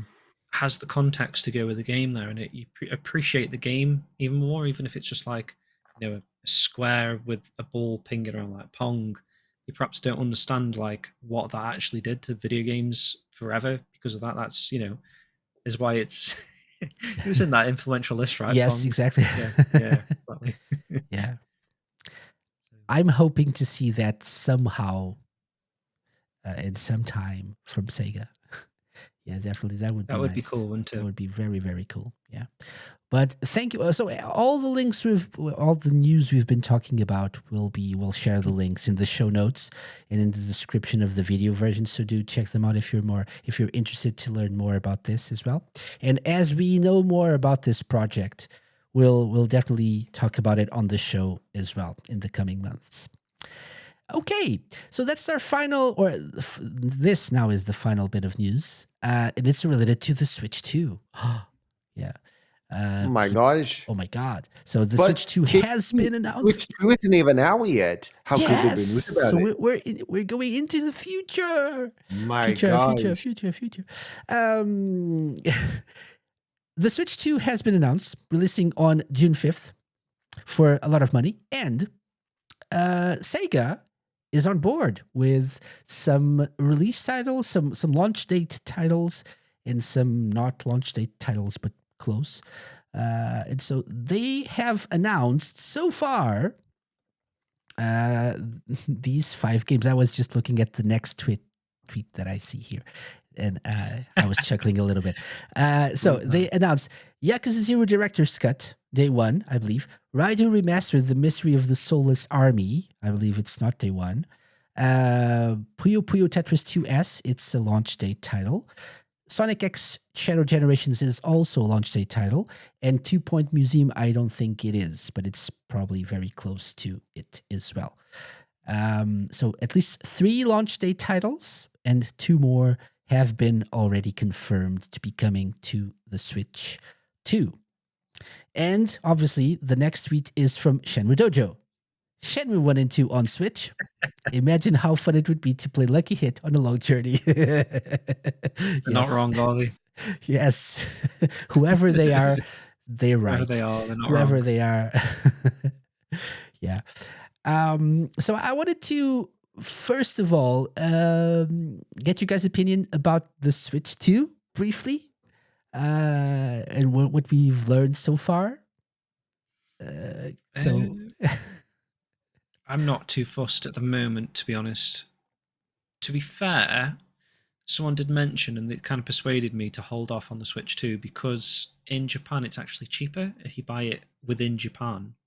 So I don't know if it's like because it's manufactured there, there's like all these, maybe it's cheaper to build there, I don't know. It's region locked, though. Region locked. I think there will be 2 versions. The cheaper one Right. is That region rings a locked, bell. and the other one is like the same price, I believe, as Okay. or maybe the difference is not that big. But they have a cheaper model that is region locked. I learned about that and thought it was I don't know, silly in a way, but in some way maybe it makes sense. It's quite silly actually, because what is it isn't just a coding situation that it's region locked anyway. It's kind of like a DVD player. Like there's probably a workaround to unlock the regionness on it. What's So the it's not really like an Possibly. expense, if you know what I mean. It's yeah? not like it's an extra What's chip. what's their angle here? What are they not spend or saving money on by releasing a region lock? Do people import I'm not games sure. that much in Japan from other countries? I don't think so. I think it's more the other So, way around. it's a bizarre one, but like I say, that was what I was thinking of doing, picking up that cheaper model. If it's region locked though, I probably can't play any of the Switch games that I already own. I don't know. It's going to be interesting to find that out. But other than that, there's nothing really at launch. Even those 5 SEGA titles, there's nothing really there that grips me that I'd want to spend that amount of money on a new console at the moment. Mm-hmm. Don't really play my Switch 1 too often. Anyway, so What about you, Lime? Thoughts? I gotta have it. Okay, that was simple. I mean, Straight to the point. Okay. I'm very excited for it. I've already pre-ordered the bundle with Mario Kart World. I'm very excited to try that, and I mean it has like bigger Joy Cons, which I definitely feel is like thank you. That was definitely needed. And like they have some interesting ideas there, like with the mouse Joy-Con. I'm very curious about how that would feel to use, and that's definitely one of the things that I've been thinking is one of the downsides of a console that I definitely feel it's a lot easier to play a first person shooter game with a mouse than with a joystick. And now they have that on a console, and so I think it's a very interesting move there by them. So you could have a mouse on the Dreamcast. That's true. That's true. Yeah. could you use it for first person shooter games? Yes. That's cool. Yeah. I mean, I'm in between you two. I'm excited-ish. The price is definitely something that, not that and we're gonna have a special show next week. I'm gonna talk about that in a little bit. We're gonna go more into detail on that, but and I actually mentioned that because we've already recorded the show. it's not that I don't have the money, because I was already like putting money Because aside for this, because it's I not was the money. expecting I mean, this. I've No, got no, Face money. I here, don't bro. want you to think that I don't have I'm money because made I've of got money. money. I'm made of money. So No, it's not like yeah. not like, oh, I need to spend all this money now. No, I had been putting the money aside for a few months, because I knew it was coming, and I was excited about it. Maybe I wasn't expecting it to be this expensive. It's not that I don't get it. I don't think it's fully justified. In a way, it is, from what they've announced already. Also, current like economic situation also explains a Yeah, little bit indeed. I was gonna of mention it. that I do wonder, like justifying for inflation since the first Switch, I do wonder Mhm. what the price would be then. Yeah, yeah, yeah, and it's more powerful when compared to current, even like the comparison of the original Switch with the then newer and more powerful other systems like the PS4 Pro and the Xbox One X. I think there was more of a difference in terms of power between the original Switch and the other systems, and this new one, and maybe let's say the PS5 and the Xbox Series X. So the Switch Oh, 2 hold has on. more like there's less of a difference. Maybe ex- complicated this I too much. kind of get what you're saying. Yeah, it's I closer think to that it's closer the to newer the systems like than the the newer original was. systems, yeah, than the original. So I kind of feel like it's a little bit more justified. It's more expensive. I wasn't expecting it to be 300 currencies, whatever it was, euros or dollars or pounds or whatever. So the fact that it's priced like this makes a little bit of sense. It's still a bit too much though. For it, I especially think it's going to be too much for the average It's person. kind of a lot when you include all of the accessories and the games that they kind of also sort of suggest that you not necessarily need. Like, you don't need the camera, but if you add on the camera, if you add on Mm, another Joy-Con, I think mm. Joy-Cons are like $90 or or Yeah, and like £90 the even pro maybe in controller UK. So is like 80 or whatever. Yeah, yeah. And So plus they have this game, I forget the name of it, but it's like a game that shows off the different oh yeah, should be functionalities free. of Switch 2, and it's a paid game. Yeah, It's expensive as that's well. very Like silly. it Very should silly. definitely be free, yeah. Yeah, I'm guessing Also, I think I the said justifying for inflation. I don't think that's the term. I think it's adjusting for inflation. I adjusted. just Yeah, wanted to adjusted. correct myself there. Okay, Sometimes I think about one word, but my mouth says another, and I don't even notice that at the time. that's yeah, usually what happens. we're Yeah, all with the everyone. same with that. I Yeah. do that a lot. I'm guessing something that might happen is what happened with the 3DS.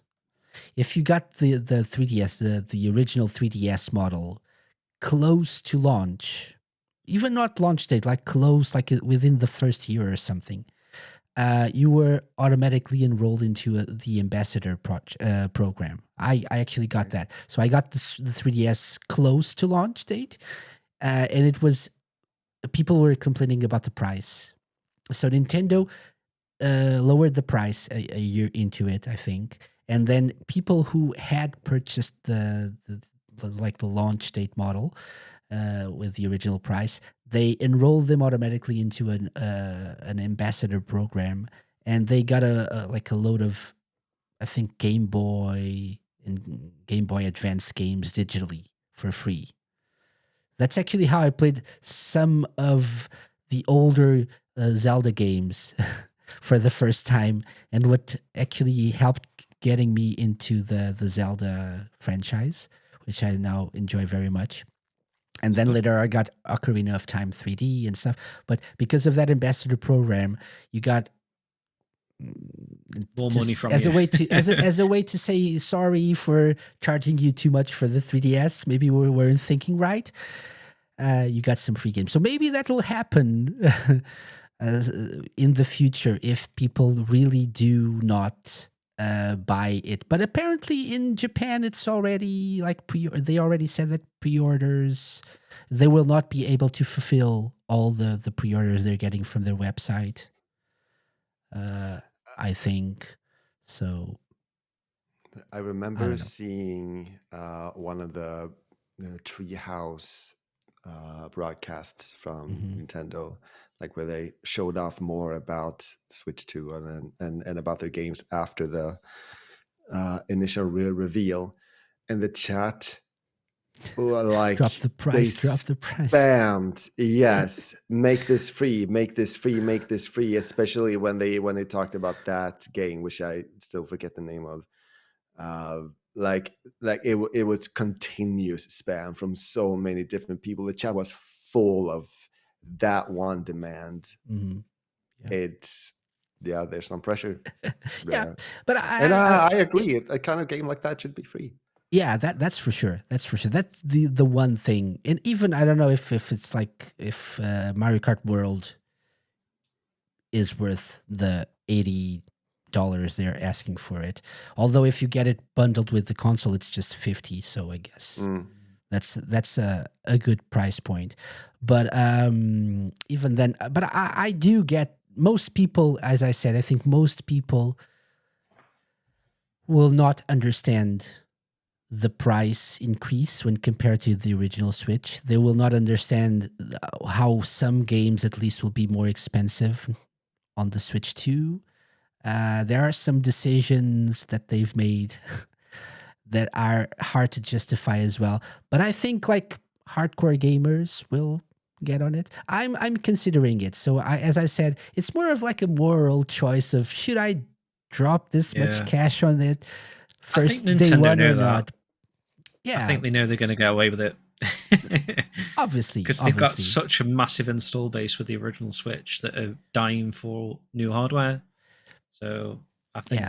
people. Yeah, like it Do you was want a to know what long I'm most time excited ago. about in terms of like games? Like so, and I'm saying this, and as I'm going to mention again on next week's episode, I'll probably get it day one. I haven't pre-ordered it yet, but I'm sure I've already pre-ordered it. I will. I will.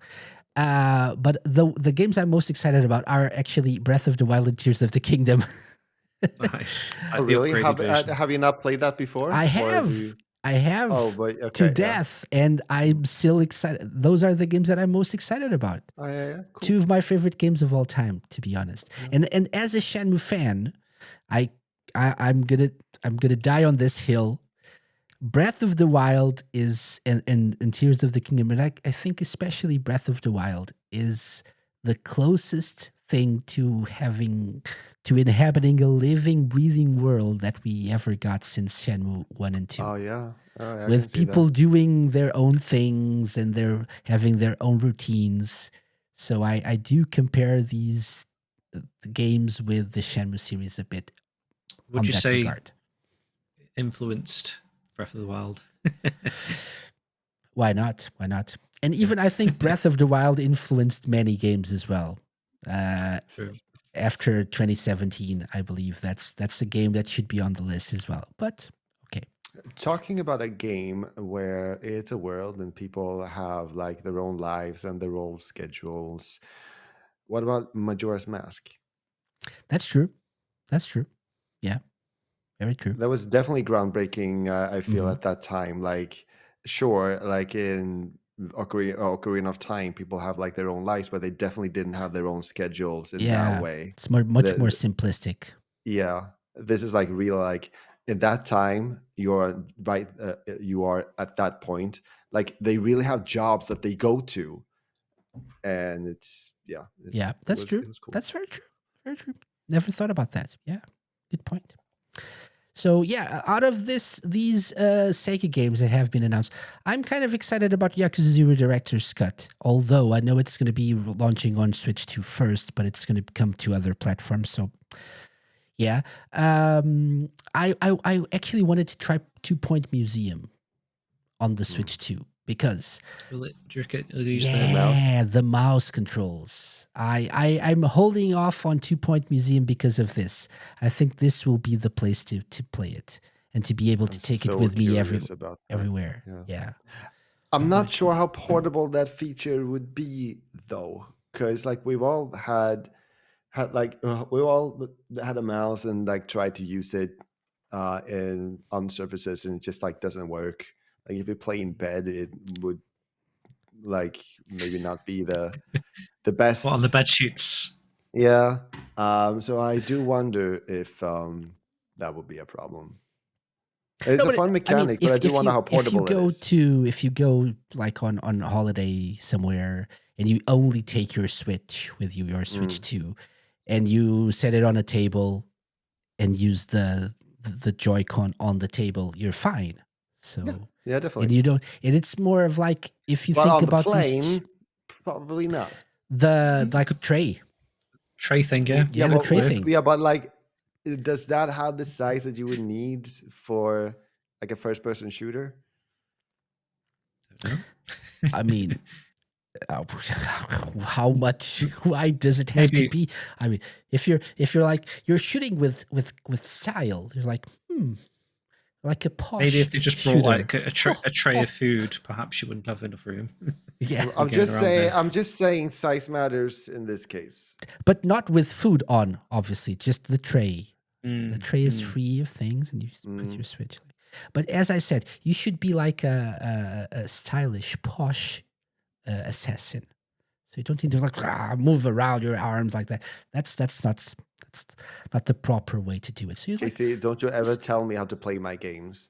move like this, shoot, shoot. Have we actually seen people using the mouse thing? It can't be like you can't do it in the air, for example.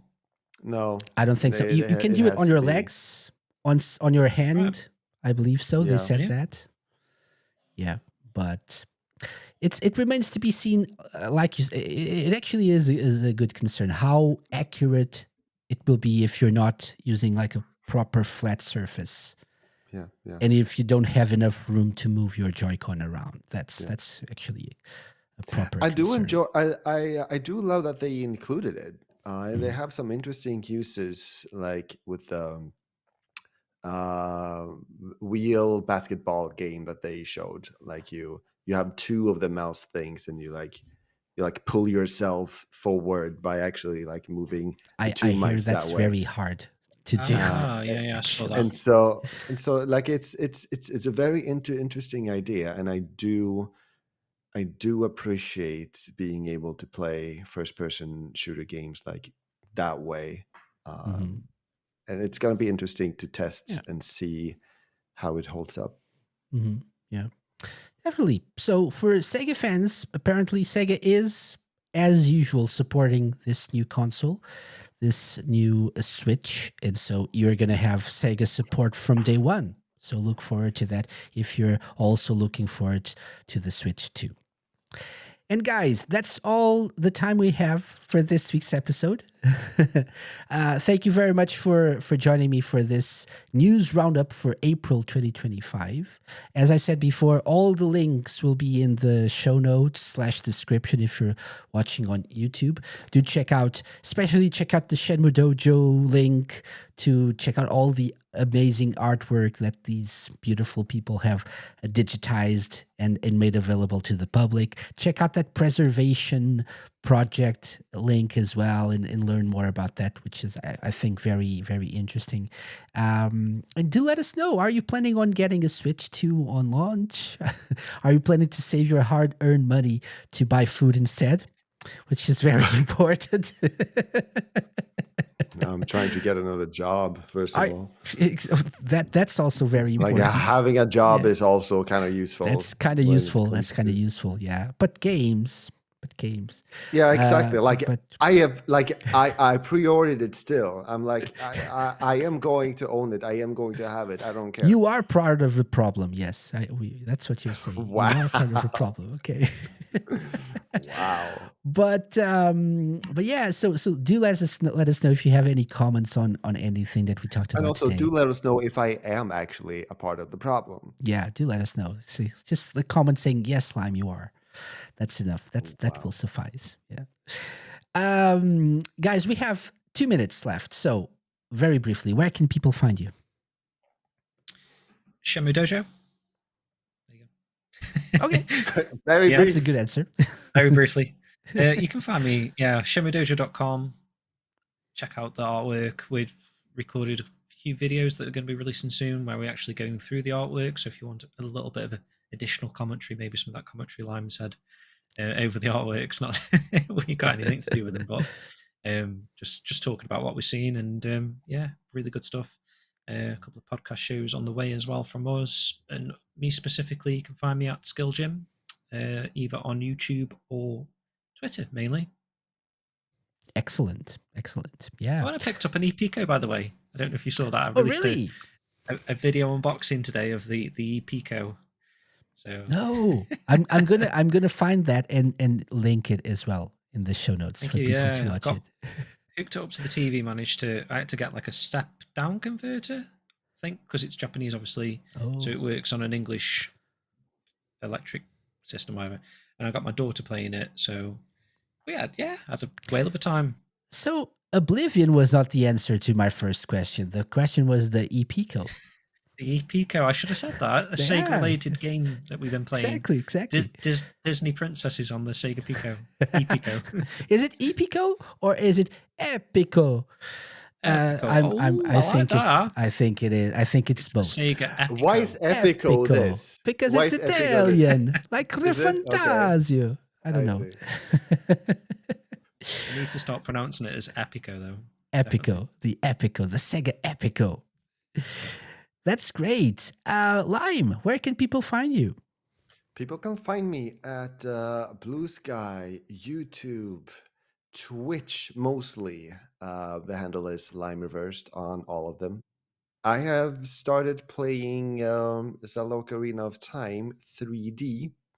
And in those streams, you will see me wearing 3D glasses because I put it on my 3D TV in all of its high resolution remastered 3D glory. It is amazing to play a classic like that way. It's cool. It's very fun. So yeah, I'm picturing do you join with me. those cardboard 3D glasses. No. with It's the red and it's the green. actually. Yeah, it's not one of those. That's what I thought when Right. he was talking about it. Yeah, let me thought show that was you, gonna actually. but it's actually like very cool looking, like Like look VR like goggles sunglasses. almost. Yeah, like Oh, okay. sunglasses. So yeah.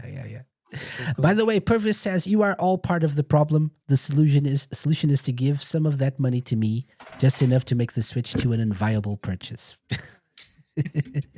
I'll consider that. There we go. Ooh. Oh, actually, now yeah, now they look more Sharp, like man. even more futuristic. Nice. Yeah, so like, Look like it's Tony not Stark. like what one of those like blue red kind of things. Like you Yeah. actually see Yeah. real color in it. So Okay. Nice. it's Like awesome. It's a cool. very As So I yeah, said, this is how hot stylish. I'm going to look if you visit me on Like I said, my stream. So like I said, stylish. So it's not like you don't play like this. You're a stylish gamer. So yeah. people don't Behave. realize why I'm wearing these. So people think like, oh hey, wow, a cool line today. I'm like, yeah, they are 3D glasses. I'm like wearing them to see the 3D. Oh. He's going to the So, 3D beach. What a douchebag with sunglasses on in the house. Who does this guy think he is? On stream, yeah. Yeah, that I do recommend those streams, as I usually do all Lime streams. you. But yeah, those are very fun, and that's a game that I really enjoy as well. So definitely check that out. As for me, I'm always around the Sega Lounge. So next week, as I said, we're gonna focus not on the Switch 2, but on the Switch 1 and the best Sega games on the original Switch. So I'll be joined by Mr. Green Viper 8 and Mr. Dr. Scottnick. Mr. Dr. Scottnick. And they will help me choose our individual top 3 Sega games which are exclusive to the Switch, and our top 3 Sega games on the Switch that are also available on other platforms. And we'll also share some more thoughts on the Nintendo Switch 2. So if you're craving for that, if you're looking for like a starter guide for Sega fans who just happen to buy an original Switch in 2025, this is the place to be, the Sega Lounge next week. And we'll be back with that soon. I'll be back to streaming more Sonic 3 to get the rest of the retro achievements. I had a lot of fun a couple of weeks ago streaming that. And we will be streaming Sonic Rumble soon as well, a couple of Yeah. weeks from now. So Heck yeah, I'm with looking forward these to two that. guys, maybe more people will join us. Who knows? We'll see what Very happens. But keep it all over on the SegaLounge.com for everything lounge related. Also on all the other channels that are like down here if you're watching the video version. Also, something that I wanted to mention and shout out. I have a new video series, like a new video series a new series of short videos on YouTube, which is 30 seconds of Seg education, and it's basically questions that I usually Tailored ask. to Lime. Yeah, it's dedicated to Lime, and also basically questions that I've asked my guests on the Sega Lounge during the Sega Lounge challenges throughout the years. So, and it's exactly what it says on the tin. It's like 30 seconds, the 30-second long videos. I release 2 every week, one on Monday, one on Thursday, I believe. And people are apparently loving them. We get much more that's viewers than the actual long episodes of the Sega Lounge. So if you're That's interested in awesome. that, check us out. YouTube, Instagram as well. I've been putting them out on that as well, and I put one on TikTok today. Just to try to Maybe see we what should happens. start doing 30-second long podcasts. Maybe. Welcome to the Wow. Sega Lounge. Thanks News for watching. roundup. Bye-bye. Let's go through all the news. That's it. Yeah. So, like, if you're the Flash, you can go through this in 30 seconds. Yeah, indeed. Like going through it very, very quickly. Like Very, very if you quickly. want to understand this, you just have to slow down the video. Like, come on, pause if Come you on. need to. Like, Get I on don't with the care. times. Yeah, get with the times. Yeah. But thank you guys for watching. Thank you very much, or listening. Thank you very much to Mr. Skill Jim, Mr. Lime Reversed. You guys are the best. Thank you Yep. for joining me. And we'll be back next week. We're off. Bye-bye. See you next time. Bye. Bye. Bye.